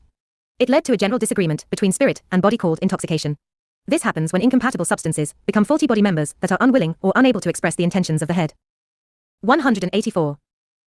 As illustrated below, external sin will naturally lead to internal sins, because many of the interactions between the head and the body become inadequate once Adam has been contaminated. This comes as a result of certain body members failing to support the meaning of the head. Instead, these members might express a foreign spirit, which has nothing to do with Adam's spiritual identity. Likewise, the head is unable to cover the strange needs of these new body members, often resulting in deeds that contradict the instructions of the head. These are the general symptoms of a sinful human, the inability to reach an agreement between mind and body. These basic concepts fully explain the overwhelming presence of nutritional guidelines in the Bible. In that context, kosher food is food that can correctly be integrated by the nation of Israel, whereas impure food describes substances that lead to incompatibilities and inconsistencies. Moreover, as mentioned earlier in this chapter, these concepts may be interpreted on different scales of reality. Hence, there 185 are important analogies between eating toxic food at the individual level and trying to assimilate incompatible members at the communal level. This is simply a translation of the individual concept of eating kosher food on the communal and intercommunal scales. 186. Chapter 59. Adam as microcosm, naked or dressed. They knew that they were naked, so they sewed fig leaves together and made themselves girdles.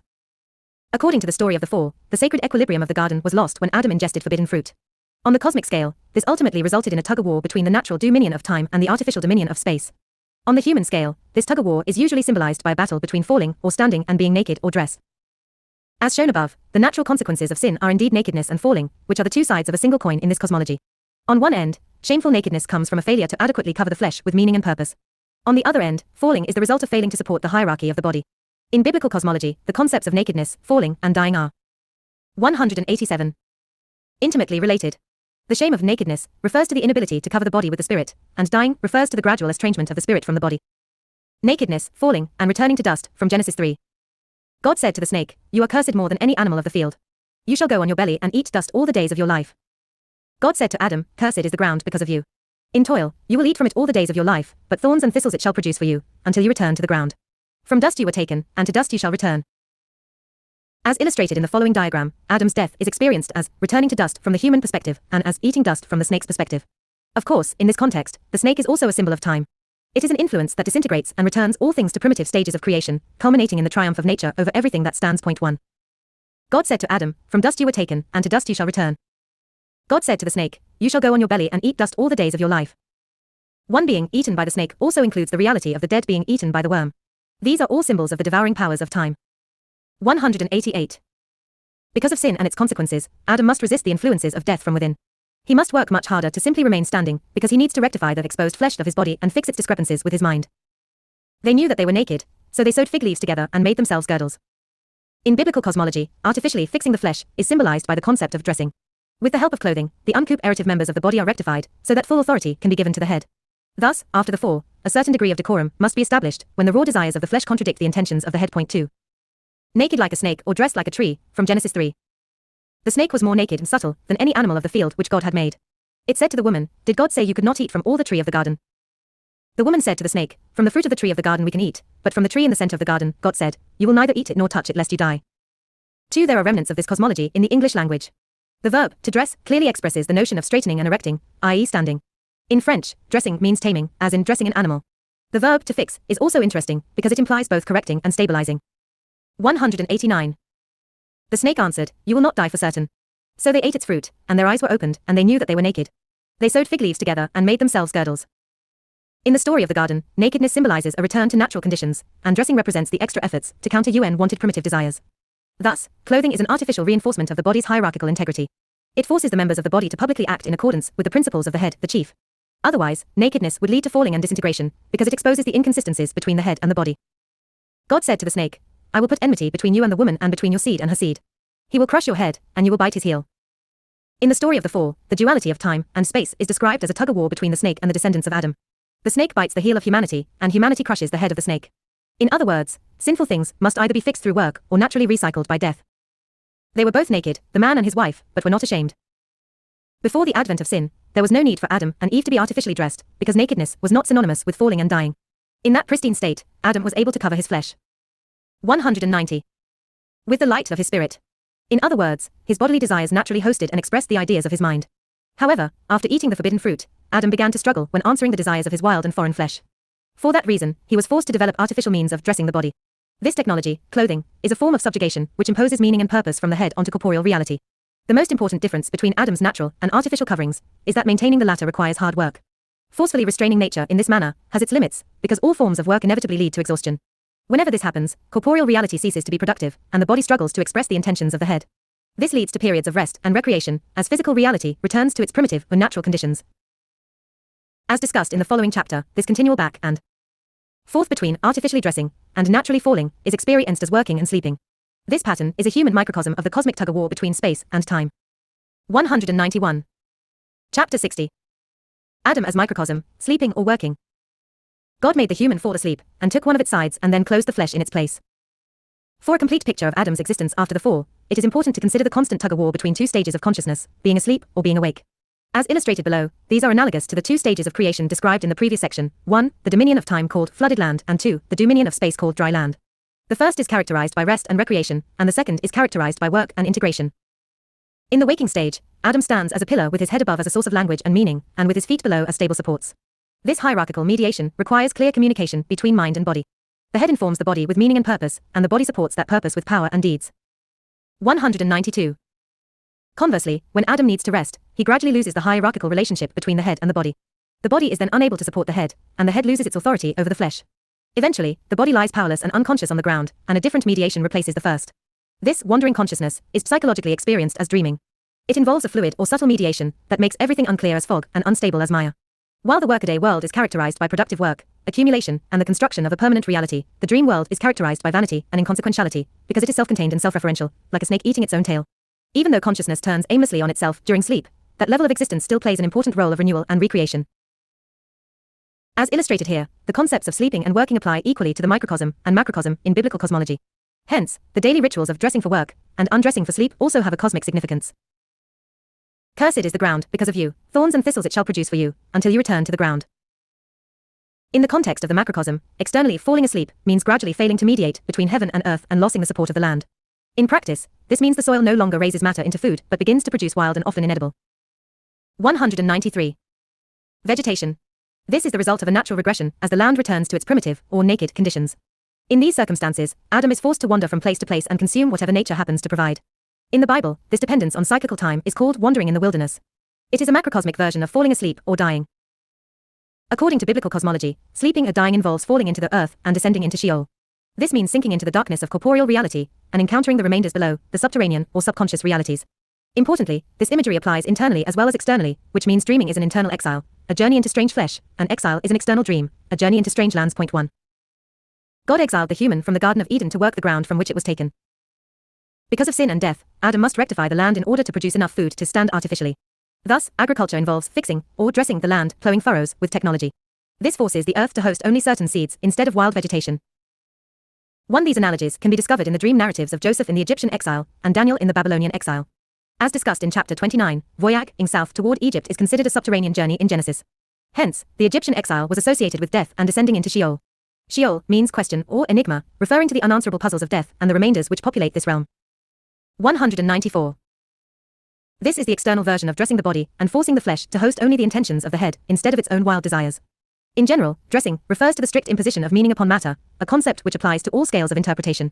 For example, it means imposing the laws of the head on the flesh at the individual level and imposing the laws of a leader on private citizens at the communal level. These are Adam's artificial solutions to the not-oral consequences of sin. They fix the disparities between heaven and earth by creating artificial barriers that stave off the destructive power of time. These are symbolized by clothing at the individual level, by civilization and its walls at the communal level, and by the creation of dry land at the cosmic level. Since Adam is a cosmic mediator, these nested levels are linked through causality. When Adam is awake, he can work constructively in the world. This allows humanity to build civilization and live a sedentary life, to artificially stand. On the other hand, when Adam indulges in dreams and recreation, he no longer maintains civilization and is eventually forced to wander. Thus, at different levels, resting produces a natural but transitory reality, and working produces a permanent but artificial reality. 195. Chapter 61. The symbolism of work and rectification. They knew that they were naked, so they sewed fig leaves together and made themselves girdles. As mentioned in the previous section, the biblical concept of work refers to building reasonable and familiar space at different scales of reality. This implies rectifying the land on the cosmic level, a population on the communal level, and the body on the individual level. These layers of rectification are usually symbolized by dry land, civilization, and clothing respectively. Since Adam is made in the image of God, Adam's work can be interpreted as a miniature version of building space on a cosmic level, and his tools can be seen as miniature versions of God's cosmic tool, the spatial axis. On the individual scale, it is easy to interpret the diagram above in the context of creating clothing. In this case, the pointy tool is the needle, and the raw matter is the loose thread. This symbolism applies to both sewing and knitting in slightly different ways.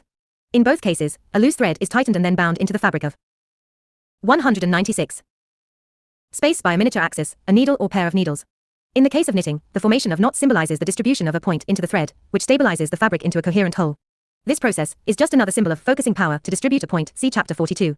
Conversely, whenever these knots become undone, the point is lost and spatial stability unravels as the body returns to its primitive nakedness. 1. As illustrated above, making textile is an important microcosm of creation. Spinning is analogous to the creation of cyclical time, and weaving is analogous to the formation of space. Moreover, the art of weaving is not only used to produce clothing, but also baskets and other containers, spaces. God exiled the human from the Garden of Eden to work the ground from which he was taken. Because of analogies between different scales of reality, the pre-Vies diagrams can also be interpreted as dressing the land. In this analogy, creating furrows for agriculture is a macro version of weaving, and the hoe is a macro version of the needle.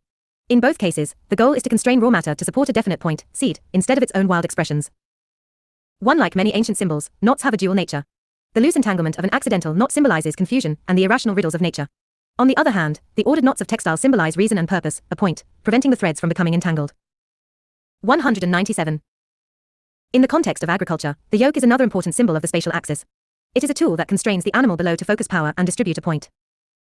There are also important analogies between agriculture, weaving textile, and writing text. For example, guiding ink with a pen to form fixed letters is analogous to guiding a loose thread with a needle to form tight knots.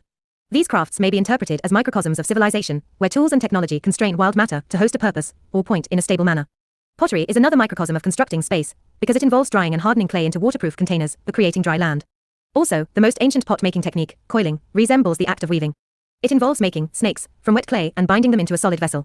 Another technique, turning, fixes the clay at the center of a wheel and gradually shapes it into a container. In the context of architecture, the tools of rectification are the level, the square, the chisel, and the brick mold. Point 2. Finally, measuring. Instruments like the ruler and the scales are also important symbols of the spatial axis. These tools impose the rational patterns of space onto raw matter. Point 3. 2. The link between bricks, pots, and writing is made even more obvious when the text is written on clay tablets with a reed. In that case, these crafts become very clear representations of creating dry land. 3. The Masonic symbolism of the compass and square are clearly related, if not identical, to the symbolism of the axis of time and space. 198. In general, ancient crafts were not merely practical in nature. They were also expressions of higher spiritual truths. In addition to their technological advantages, these crafts also served a function comparable to that of books. For that reason, it is a mistake to interpret traditional crafts, such as masonry, metalsmithing, weaving, and carpentry from a strictly materialistic perspective, because it always fails to recognize them as repositories of spiritual knowledge. Point 4. For alchemy is a clear example of the huge disconnect between ancient and modern forms of knowledge. There is really nothing in common between alchemy and its materialistic counterpart, chemistry. To think otherwise is to greatly underestimate traditional sciences and the people who practice them. 199. Chapter 62. The symbolism of dreaming and wandering. God made the human fall asleep, and took one of his sides and then closed the flesh in its place. Because of analogies between Adam's external and internal worlds, the natural language of dreams is identical to the symbolism of exile in the Bible. In fact, dreaming is an internal version of exile, in which the conscious identity is plunged into the darkness of the flesh to be renewed. During the waking state, the purpose of the conscious identity is to provide meaning and direction to the body. This narrative continues in the dream world as the identity loses control of the body and encounters the alienated desires of the flesh. In other words, typical dreams are not just a series of random images and feelings, they are a confused narrative of death and resurrection. Similarly, in the Bible, the narratives written during times of exile describe the experience of losing control of the homeland, encountering alien nations, and then returning to the homeland. 200. The typical exile, the dream narrative involves losing the agreement, or covenant, between meaning and matter. This usually implies the following: 1. Losing the guidance of heaven, and 2. Losing the support of the earth. These are experienced internally as 1. Losing the authority of the mind, and 2. Losing the power of the body. These essential patterns are the key to interpreting most dreams. External. 1. Losing the principles and guidance of heaven. 2. Losing the power and support of the earth. Internal. 1. Losing the information and authority of the mind. 2. Losing the power and support of the body. Losing the guidance and authority of heaven. Losing one's sense of direction is a common theme in dreams. For example, the dreamer might be pressed by time while searching for some room, transportation, or street in unfamiliar territory. This means no longer benefiting from the guidance of higher principles that usually provide meaning, reason, and purpose to physical reality. In the biblical context of exile, this is usually symbolized by the loss of God's name, or at least its proper pronunciation. It also involves losing God's law or failing to understand its deeper meaning. 201. At the internal level, in the dream world, losing your voice or teeth are common representations of losing heaven or mind. They symbolize the inability to impose meaning from the head upon physical reality by commanding it or by eating it. This can manifest itself as the inability to yell or speak, loose or fragile teeth, or losing authority over others. These are all consequences of losing your conscious identity, your name and reputation, as well as the language that expresses it. Losing the support and power of the earth. One of the most common expressions of this phenomenon in dreams is sinking or falling through the ground as it fails to support you. For example, a modern version of this dream pattern is an elevator that suddenly malfunctions and falls into the darkness below. In the biblical context of exile, losing the support of the earth is usually symbolized by a famine that forces a journey into foreign lands to acquire food. At the internal level, losing the land translates as losing the power and support of your own body and its limbs. In the dream world, this may result in an inability to fight back or run from something menacing. It may simply involve a sudden lack of control over one's body, even to the point of paralysis. Losing familiar space and encountering the stranger. In the dream world, the loss of spatial integrity is often symbolized by a flooded landscape or building. This is usually experienced, on a smaller scale, by the realization of being naked. Indeed, as mentioned in previous chapters, clothing is a miniature version of space which dresses, or rectifies, the primitive desires of the body. Thus, becoming naked symbolizes a return to nature, which comes with feelings of vulnerability from a loss of control over material reality. Moreover, in a world of sin, nakedness creates feelings of shame as discrepancies between principles and facts are exposed, as the mind fails to cover the flesh with purpose, and as the primal desires of the flesh are laid bare. 202. Another important image is the encounter with strangers that the conscious identity experiences when it loses control over corporeal reality. See image above. When this happens, the dreamer plunges into the wild desires of flesh that is no longer controlled by reason, purpose, and meaning. This phenomenon can take many forms in the dream world, including encounters with foreign individuals, wild animals, swarming insects, or even alien creatures. The alienated desires of the flesh also present themselves as death and decay. For example, they may resemble dancing zombies or wandering specters. These are manifestations of the mindless flesh and fleshless mind exposed by the discrepancies between spirit and body during sleep. The first represents uncovered flesh, and the second represents unhosted spirit. Ascending and resurrecting. In biblical cosmology, the only difference between the concepts of death and sleep is the ability to reawaken and resurrect after the experience. When this happens, the influences of death and decay are magically transformed into influences of renewal and restoration. As illustrated in the following diagram, there is a second half to the dream narrative, the ascent of the conscious identity as it returns to power and emerges from the darkness of the flesh. In the dream world, this phase is often symbolized externally by the ability to fly, float, or jump extremely high. Internally, this may also be symbolized. 203. As a miraculous increase in strength, agility, and accuracy, or as an over-exaggerated insight into the deeper meaning of things. These are signs that the mind is gradually recovering its authority over the body and material reality. Proper dream interpretation requires a deep understanding of these concepts. This can only be gained by considering many examples of typical dreams. Unfortunately, this cannot be accomplished within the limits of this commentary. Nevertheless, these few examples reveal the basic patterns of dreams and their connection to the imagery of exile in the Bible. 204. Chapter 63. Trees and snakes as mediators of knowledge. The snake was more subtle and naked than any beast of the field which God had made. It said to the woman, "Did God tell you not to eat from all the tree of the garden?"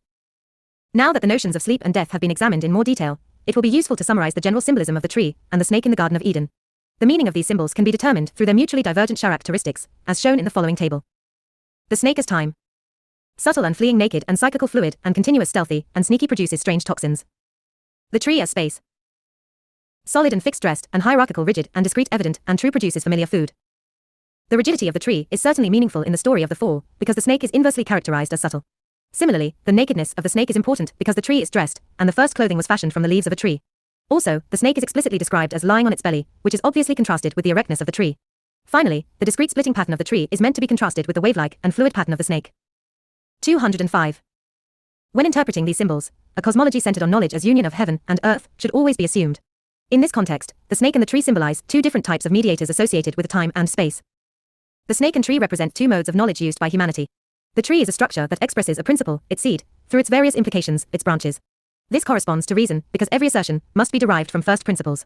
On the other hand, the snake corresponds to a circumstantial form of knowledge, often associated with divination, by which information is vaguely reflected on subtle and uncertain mediums. Point 1 in the Bible, the clearest example of tree-like knowledge is the Mosaic Law, because it came from a direct revelation of God's identity on Mount Horeb. Point 2, as discussed in chapters 22 to 24. This principle was made explicit when it revealed its ramifications to the nation of Israel. In this analogy, the laws are like the branches of a tree which grew unambiguously from a single seed. Therefore, this form of knowledge is certain and consistent, because it grew from a self-evident tautological foundation. I am what I am. Such laws have the stability to resist pointless change, because their foundation is axiomatic and immutable. Accordingly, the Mosaic Law was written on square stone tablets to symbolize its directness, certainty, and stability. 1. The Hebrew word for divination is related to the word for snake, naash. 2. The name Horeb means drying, as well as sword, in reference to the power of the spatial axis that splits the waters and dries the land. 206. On the other hand, divination, or guessing, is a more primitive form of knowledge that obtains information whether it is reasonable or not. In this type of revelation, the channels of communication between heaven and earth remain somewhat ambiguous. In ancient times, this form of knowledge was used when critical questions were not covered by the law because they were too convoluted or too circumstantial. In any case, receiving an answer to these questions required the use of a subtle medium with enough fluidity to express all possible answers. Since divination is reasonless, its usuzu ally relies on chance by spinning a wheel, turning a top, rolling a die, or drawing lots. These methods of divination generally symbolize the transformation of square space into cyclical time. Point 3, snake knowledge is the opposite of tree knowledge, in that it employs cyclical confusion and occultation to draw an answer with out reason. As such, divination involves a return to primitive stages of creation, when cyclical time was dominant. It represents a primitive or naked form of knowledge that involves guessing the future by answering questions raw. Thus, practicing divination essentially means consulting the cyclical flow of time, or consulting the snake, for there have been many forms of divination throughout human history, each expressing the symbolism of time in its own way. For example, hydromancy interprets the flow and waves of water and uses its mirror-like properties to reflect subtle influences. Dreaming is also 3. See the first diagram of this chapter for the symbolism of drawing lots and the second diagram for the symbolism of turning the wheel, top, or die. For this primitive form of knowledge will always escape the scrutiny of scientific inquiry. First, because it comes from a cosmology based on meaning, and second, because it is grounded in the very confusion that science abhors. 207. A natural medium for divination, as should easily be understood with the symbolism of sleep from the previous chapter. For similar reasons, death is also a natural medium for a practice called necromancy. Another important form of divination uses games of chance. 5. This is no coincidence, because games and entertainment are deeply connected to cyclical time in traditional cosmology. See chapters 41 and 46. Since Adam is a cosmic mediator between heaven and earth, practicing these forms of knowledge determines the shape of reality. Thus, when humanity gains knowledge from these mediators, it can either produce a world that is rigid and static, or a world in a constant state of transformation. Hence, in the context of Mosaic law, divination was considered risky business, like gambling or the stock market, because it implied subjecting yourself to the vicissitudes of time. 5. These games may have been created for distraction and recreation, but were readily transformed into divinatory mediums. For example, the tarot is both a game of chance and a subtle medium for the practice of divination. 208. Chapter 64. Example, the miracles of Moses' eye. Moses cast the staff to the earth, and it became a snake. He seized it by his hand, and it became a staff. Some of the clearest examples of the symbolism of space and time are found in the miracles of Moses. In particular, Moses receives a miraculous staff from God to bring his people out of exile and into the homeland. The staff that turns into a snake, from Exodus 4. Moses to God, but they will not believe me nor listen to my voice. They will say that the Lord has not appeared to me. God, what is that in your hand? Moses, a staff. God, cast it to the ground. He cast it to the ground, and it became a snake, and Moses fled from it. God, put forth your hand and seize it by the tail. He put forth his hand and seized it, and it became a staff in his palm. God, thus, they will believe that the God of their fathers has appeared to you. The miraculous staff of Moses is a particularly clear example of the symbolism introduced in this section. The staff turns into a snake when Moses releases it, and it solidifies back into a stick when he seizes it. In this scenario, the hand of Moses becomes a miniature version of the heavenly will of God. As such, it can either seize material reality to form dry land, or let it loose to create flooded land, see chapter 33. This 209. Miracle is a complete symbol of God as the creator of both space and time. It therefore acts as a sign that God's hand cast Israel into exile, time, and will lead them back to their homeland, space. 1. As illustrated in the following diagram, the staff of Moses is a miniature version of the cosmic pillar. As a walking stick, it is a pillar designed to rectify, or dress, the body against the destructive influences of time. It is a tool for individuals to stand artificially against stumbling, injury, and aging. In addition, the staff of Moses was imbued with all the powers of the spatial axis, including the ability to split the waters and create dry land. Splitting waters and drying land, from Exodus 14. God to Moses, lift up your staff and stretch your hand over the sea and divide it, and the children of Israel will go in the middle of the sea on dry land. 1. The word, hand, is also the name of the Hebrew letter yod written as a single point. This point is really the fist, poing, in French, which is a natural symbol of the seed as capable of expanding its ramifications, fingers, outwardly. Interestingly, the word palm in the same passage is the name of the following Hebrew letter kaf, which is a surrounding space.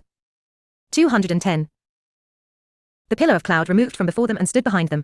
It came between the camps of Egypt and Israel. There was the cloud and the darkness, and it lit the night. Moses stretched his hand over the sea, and God pushed it back with a wind all night. The waters were divided, and the sea became dry land. Israel went in the middle of the sea on dry land. The pillar described in this story is one of the clearest manifestations of the spatial axis in the Bible. Moreover, based on the manner in which this narrative was composed, we are meant to understand that a type of causality exists between the staff of Moses and the pillar of God. The pillar moves from the front of the camp to the back in order to create a wall that separates Israel from Egypt. Then, a commandment from God, who is stationed in the pillar, is given to Moses to separate the waters of the Red Sea. Returning waters and flooding land, from Exodus 14. The Egyptians went after them in the sea with all of Pharaoh's horses, chariots, and riders. In the morning watch, God looked at the Egyptians through the pillar of fire and cloud and discomfited them. He took off the wheels of their chariots and made them drive heavily. 2. God, stretch your hand over the sea for the waters to return on the Egyptians. Moses stretched his hand over the sea, and it returned to its strength as the morning appeared.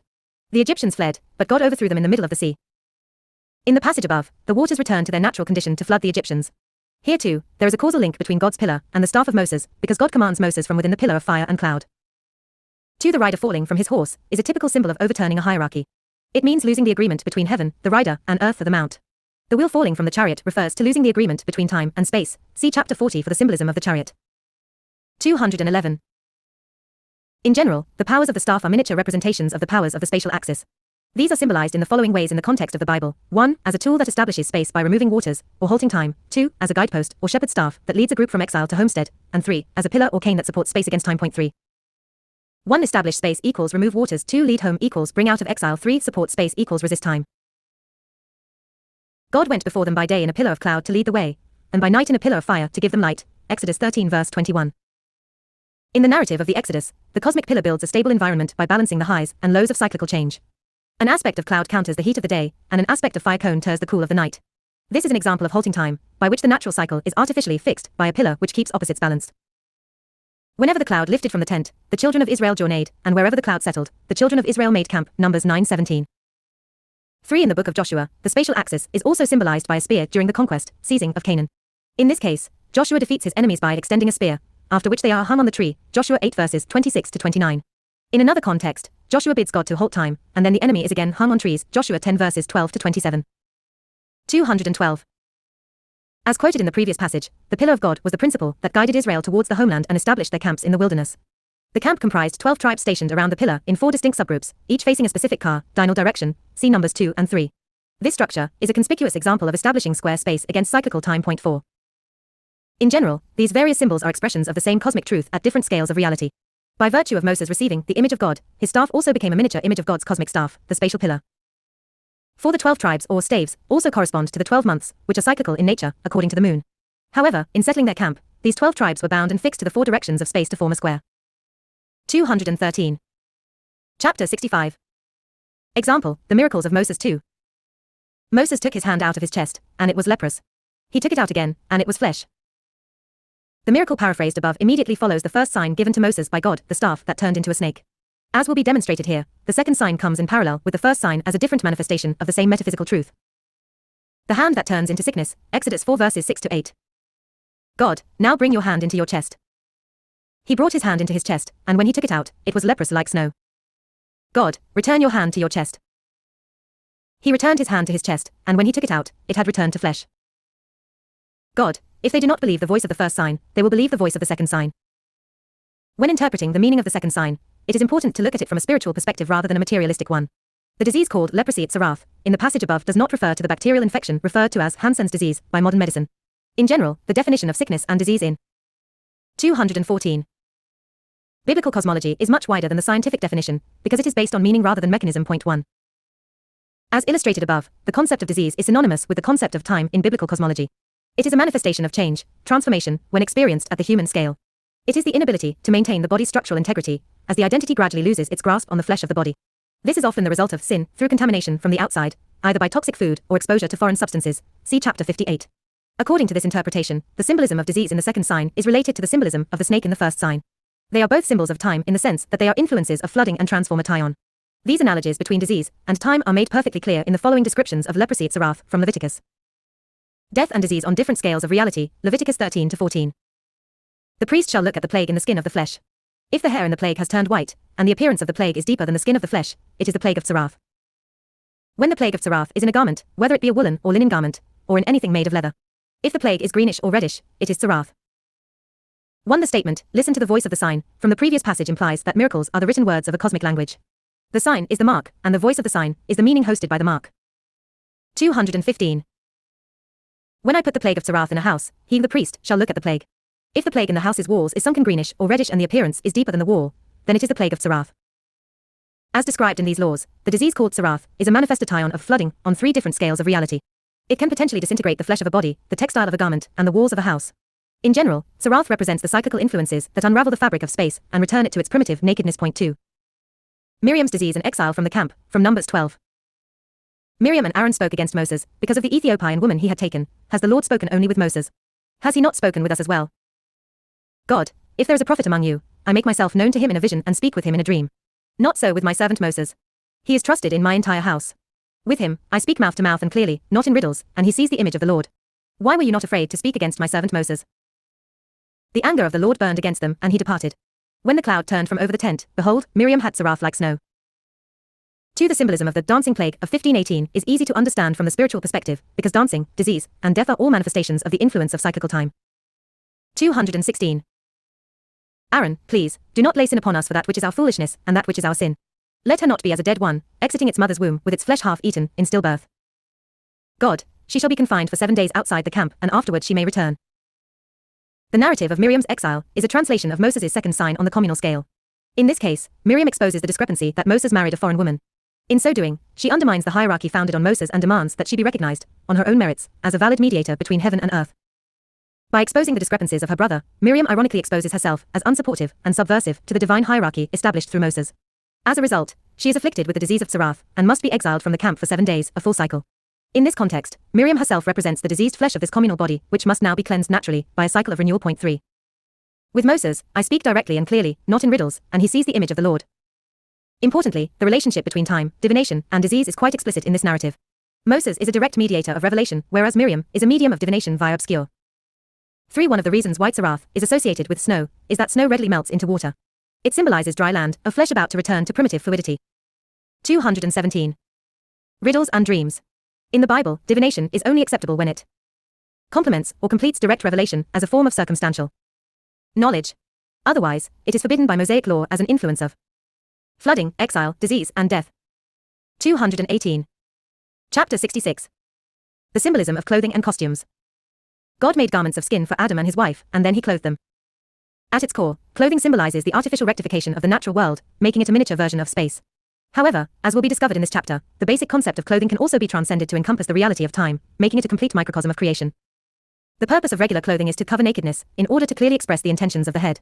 This is fully realized in the uniform, which is a type of clothing that reveals the definite purpose of an individual, like a label on the side of a box.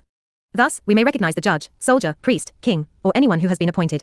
In this sense, the uniform may be called square, because it outwardly reveals the point of the person wearing it. 219.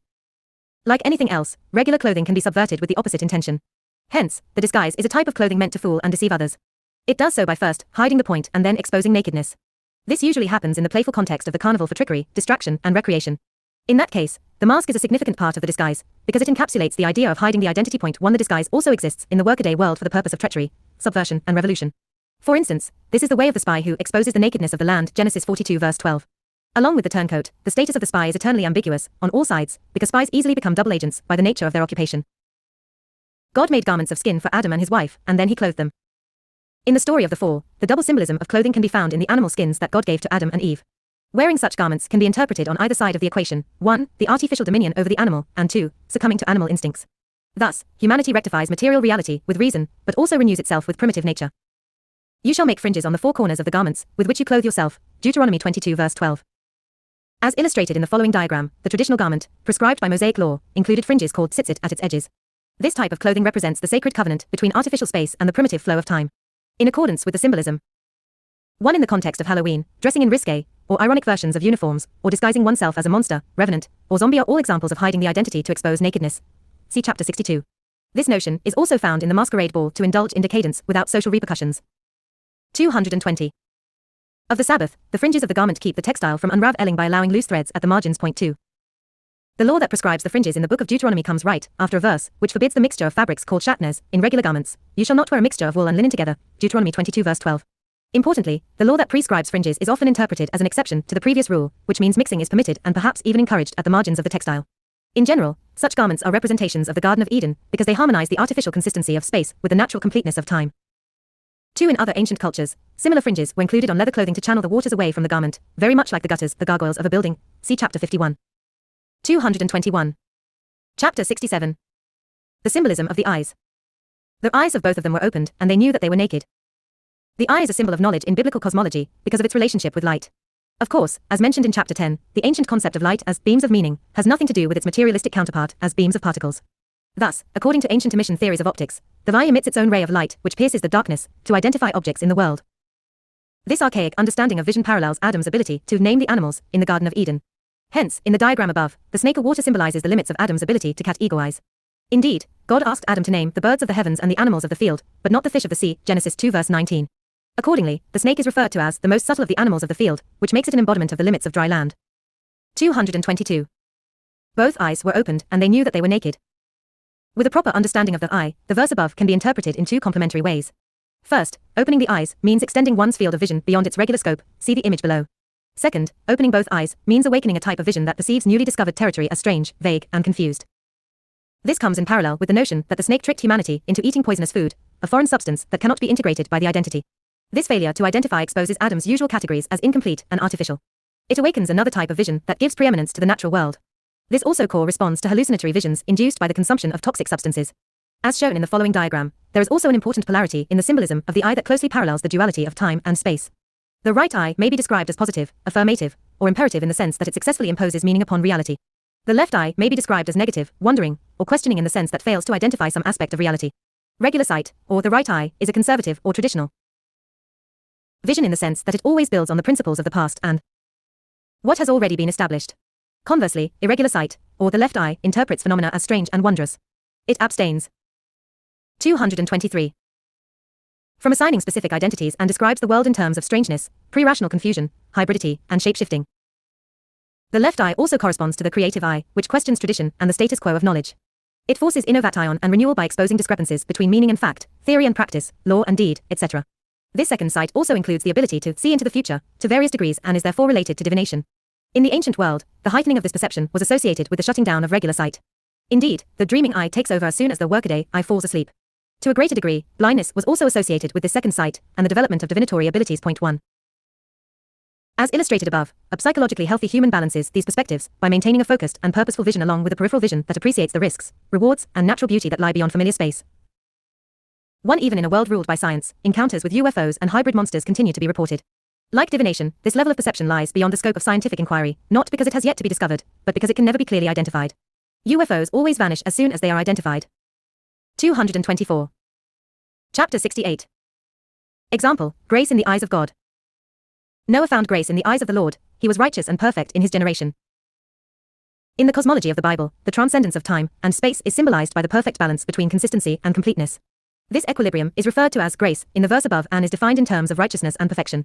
In this context, righteousness refers to integrity, usually at the expense of completeness, and perfection refers to completeness without untenable loss of integrity.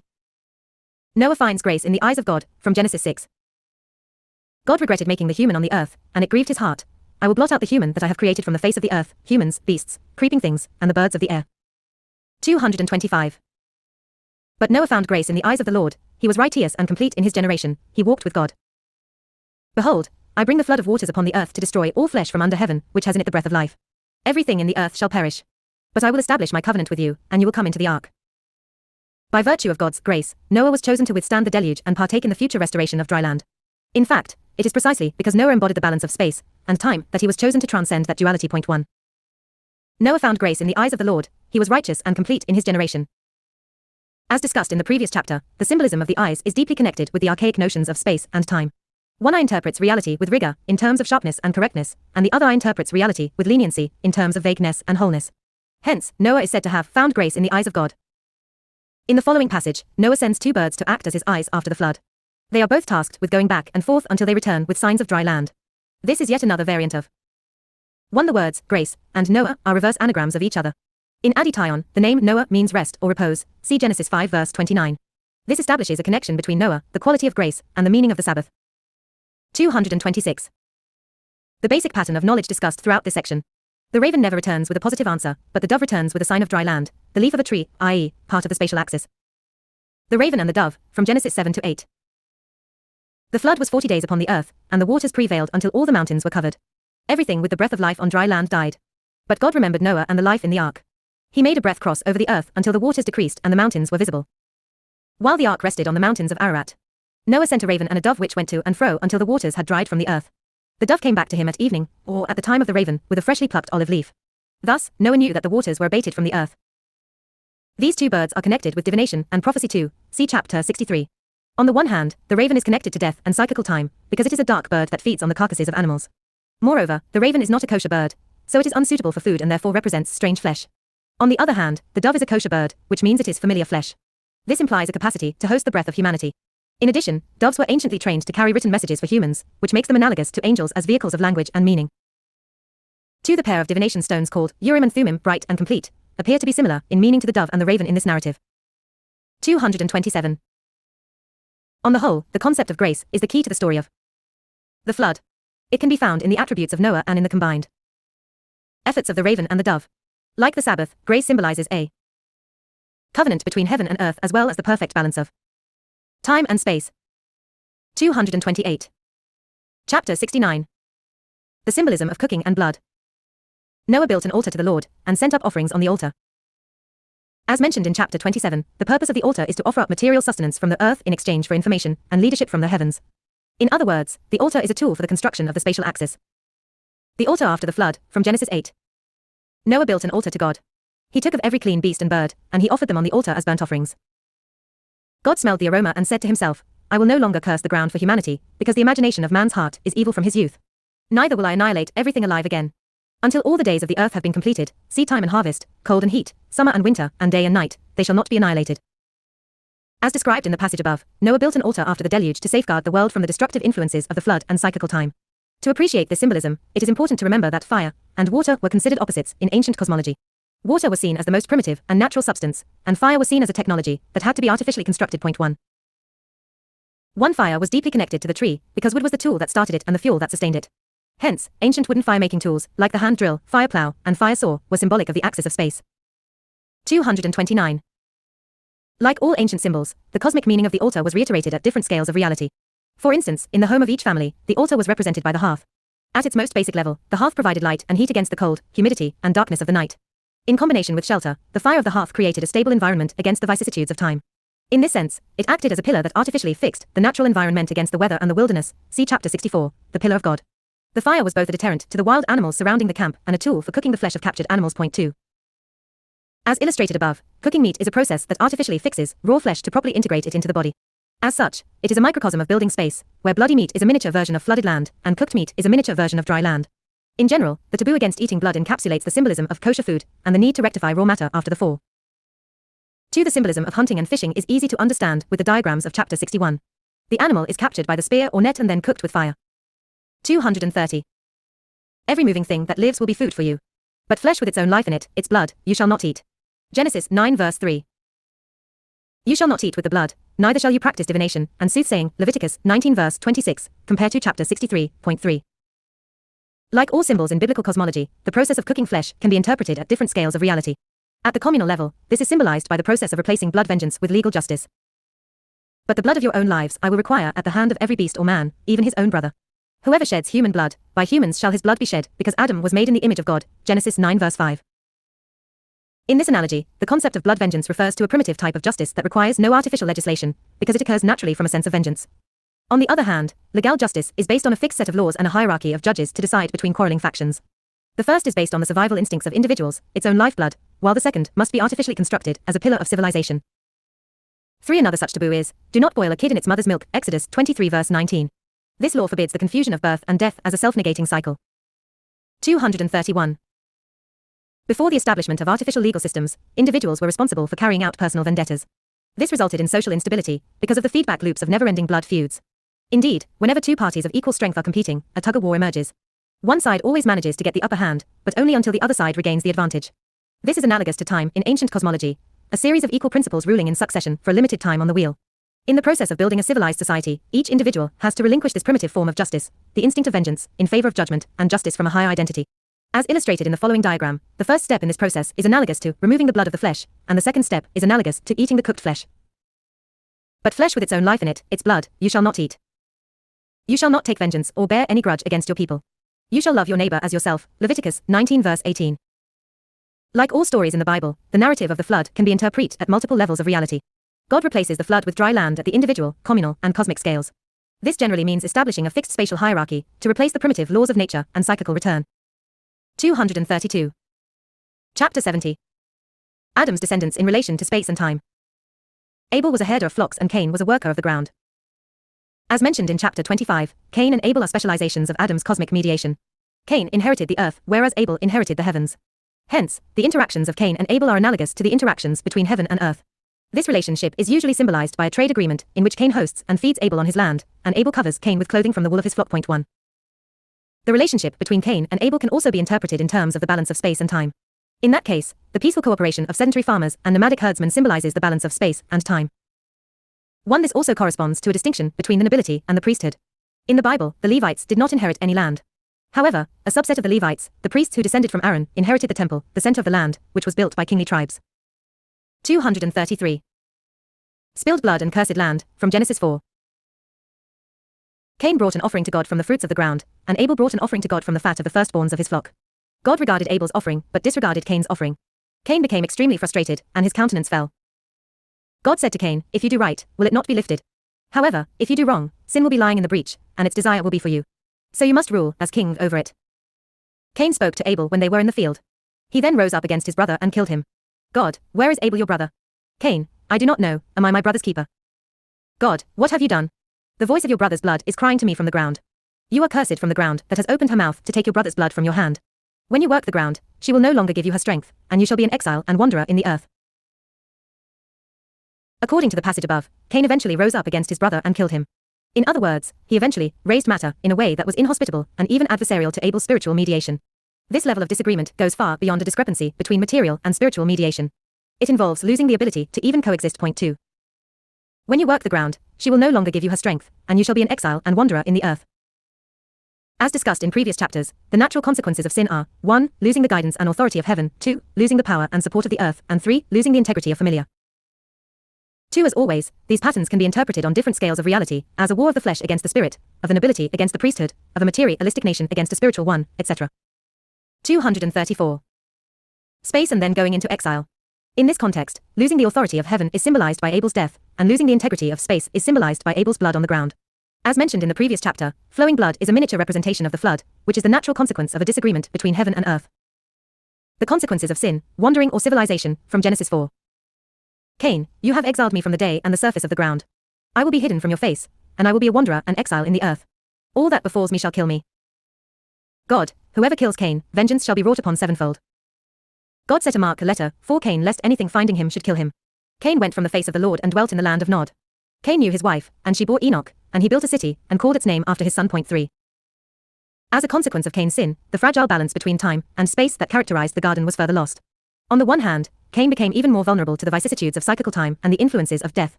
On the other hand, he was forced. 3. It is not merely through a pun that sleeping and dreaming was attributed to the expression, land of Nod. It derives from the notion that sleeping is an internal version of exile and death, see chapters 60 and 62. 235. To work even harder and to build increasingly powerful technologies to stand artificially, for as illustrated in the following diagram, on the left, God invokes a primitive form of justice, blood vengeance, to save Cain from being killed. According to this natural law of return, justice occurs from a sense of vengeance. Ironically, in this case, the law of blood vengeance simultaneously protects Cain from death and makes him a fugitive for the murder of Abel. This strange paradox symbolizes the pattern of time as a self-negating and self-renewing cycle. On the other side of the equation, God establishes a mark for Cain, which may be interpreted as the invention of writing, see chapter 61. Writing becomes necessary once spiritual mediation has been lost and its wisdom can only be preserved in a fixed form. It protects the integrity of civilization and its laws against the forces of dissolution and pointless change. Together, blood vengeance and the mark represent the increasing polarity of time and space after the 4.5. 4. In addition to meaning nest, the word Cain also means spear or shaft. It is basically the same as the word cane, which implies a tool, weapon, measuring instrument, and walking stick. 5. As mentioned in chapter 25, Seth represents a recovery of the union of heaven and earth. Similarly, in this context, Seth symbolizes the recovery of the equilibrium between space and time.